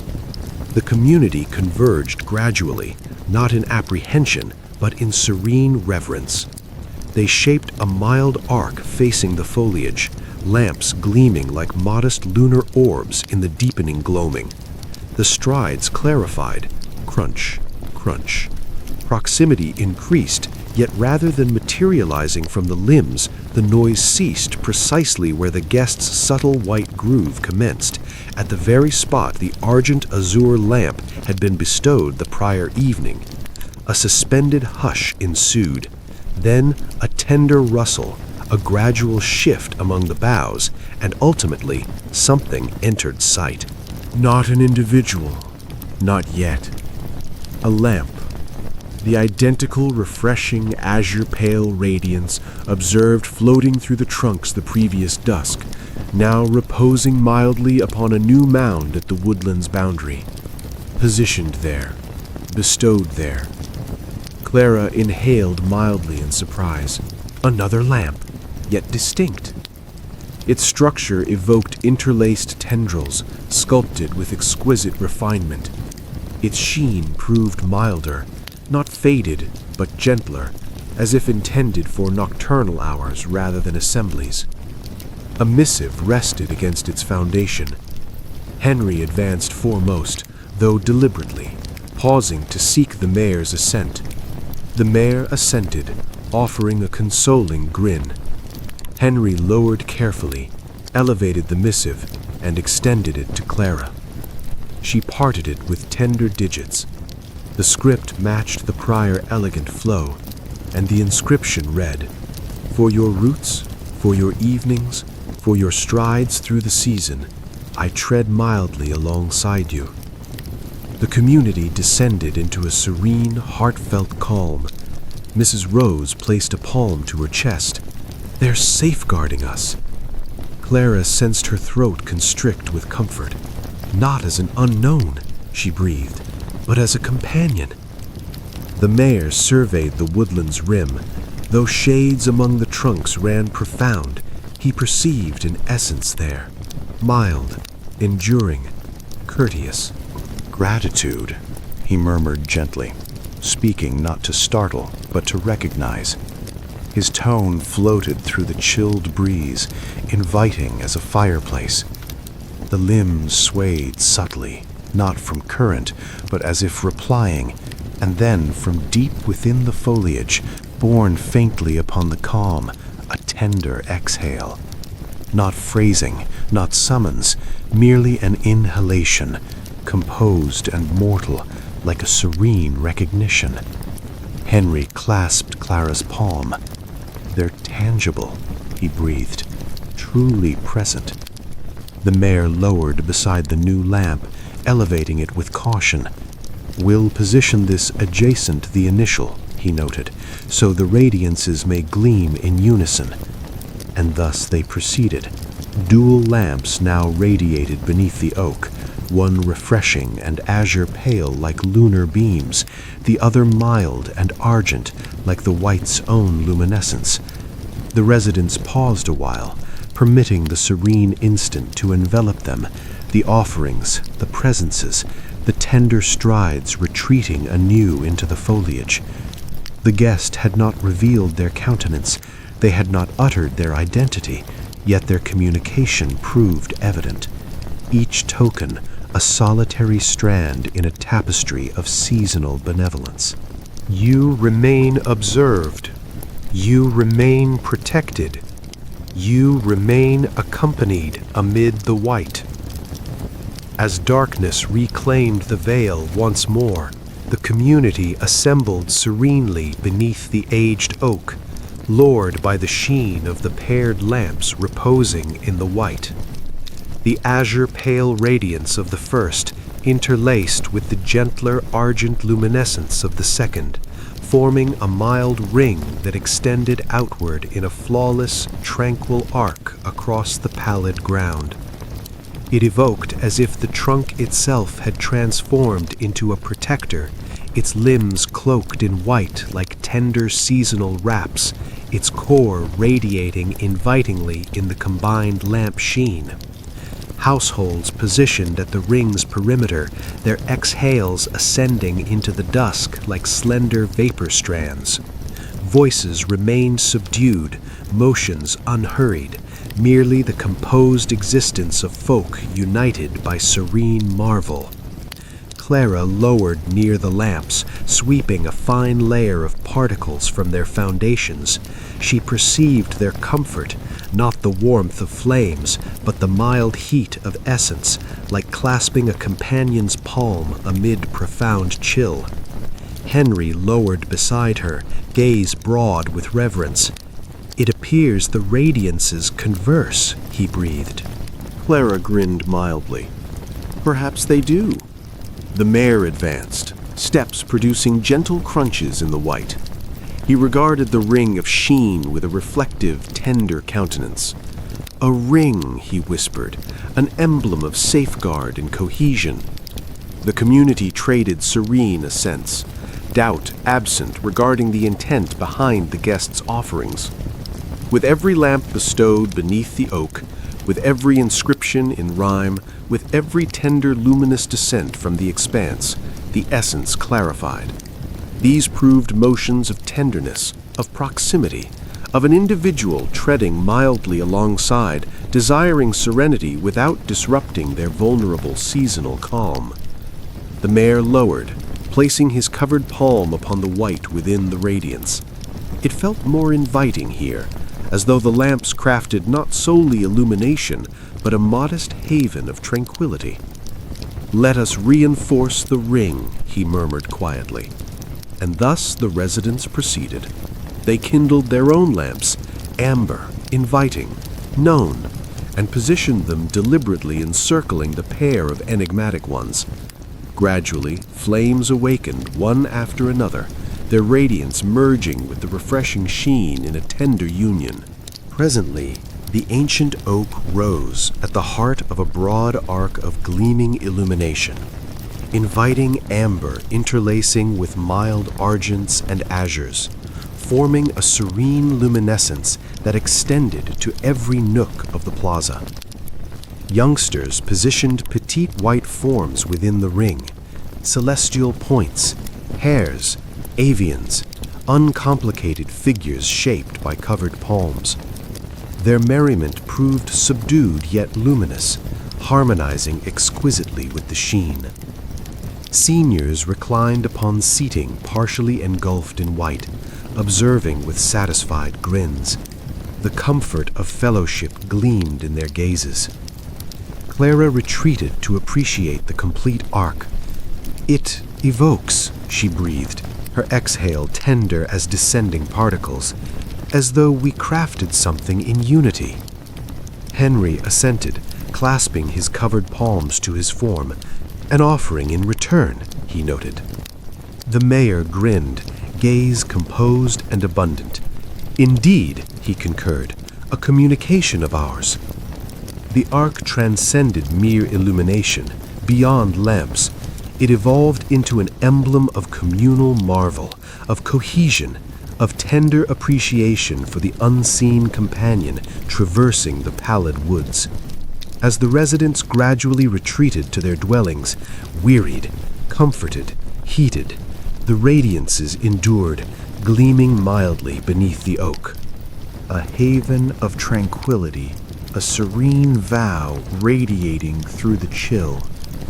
And though no strides resonated in the white, though no outline emerged among the trunks, the community perceived it, an individual observing, not from apprehension, not remoteness, but from a space of serene fellowship, an essence seeking not in exchange save their persistence in comfort, benevolence, linkage.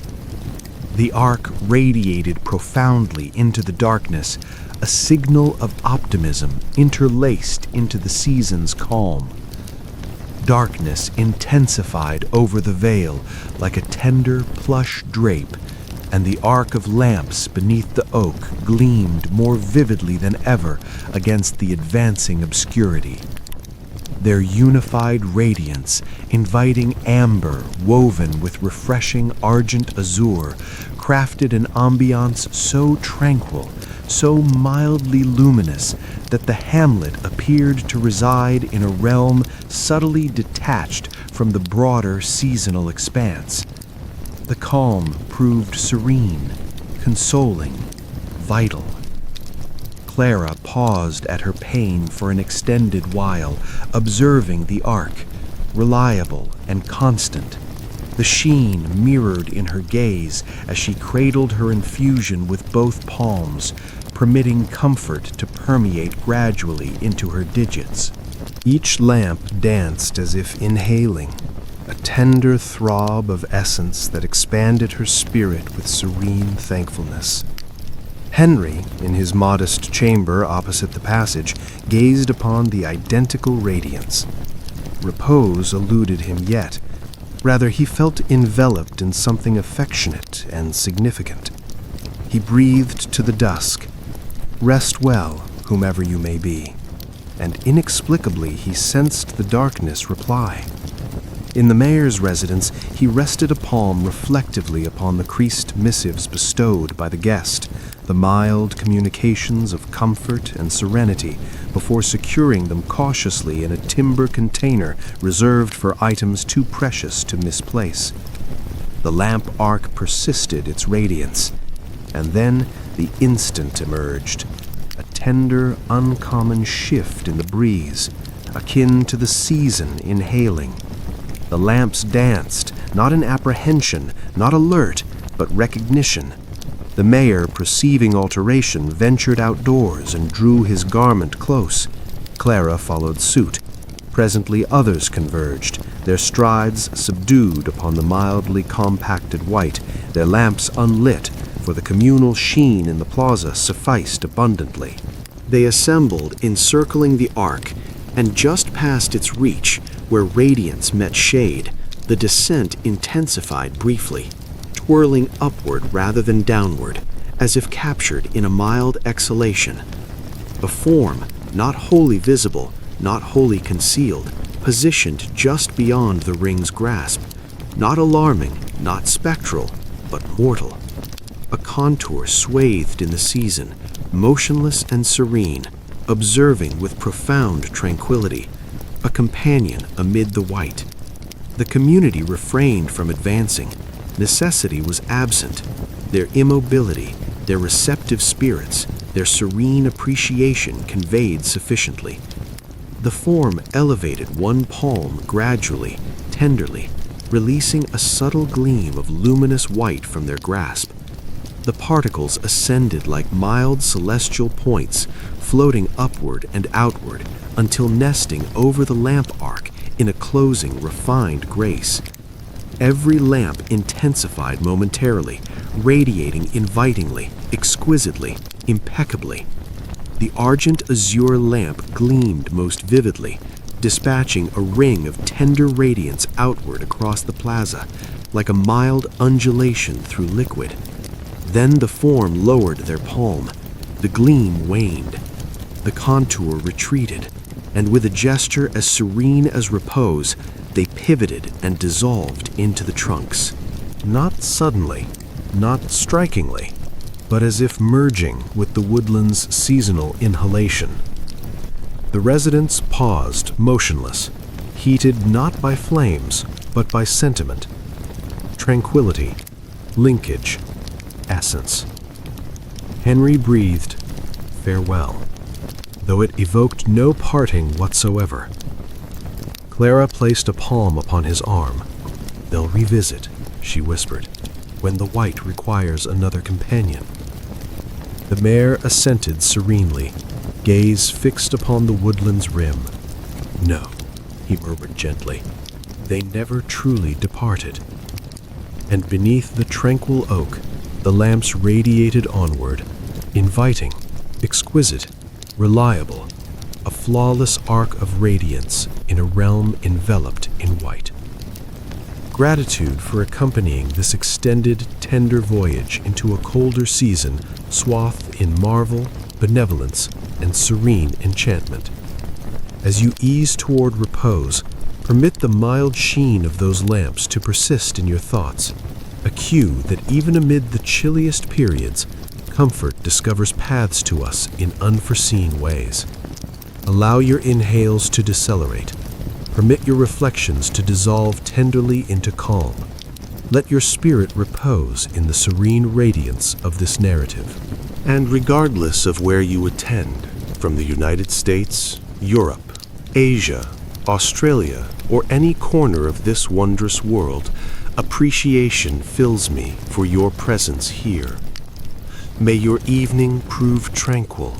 May your slumber prove profound. and may radiance forever discover you in the serene spaces. Rest well, dear companion. Sleep deeply.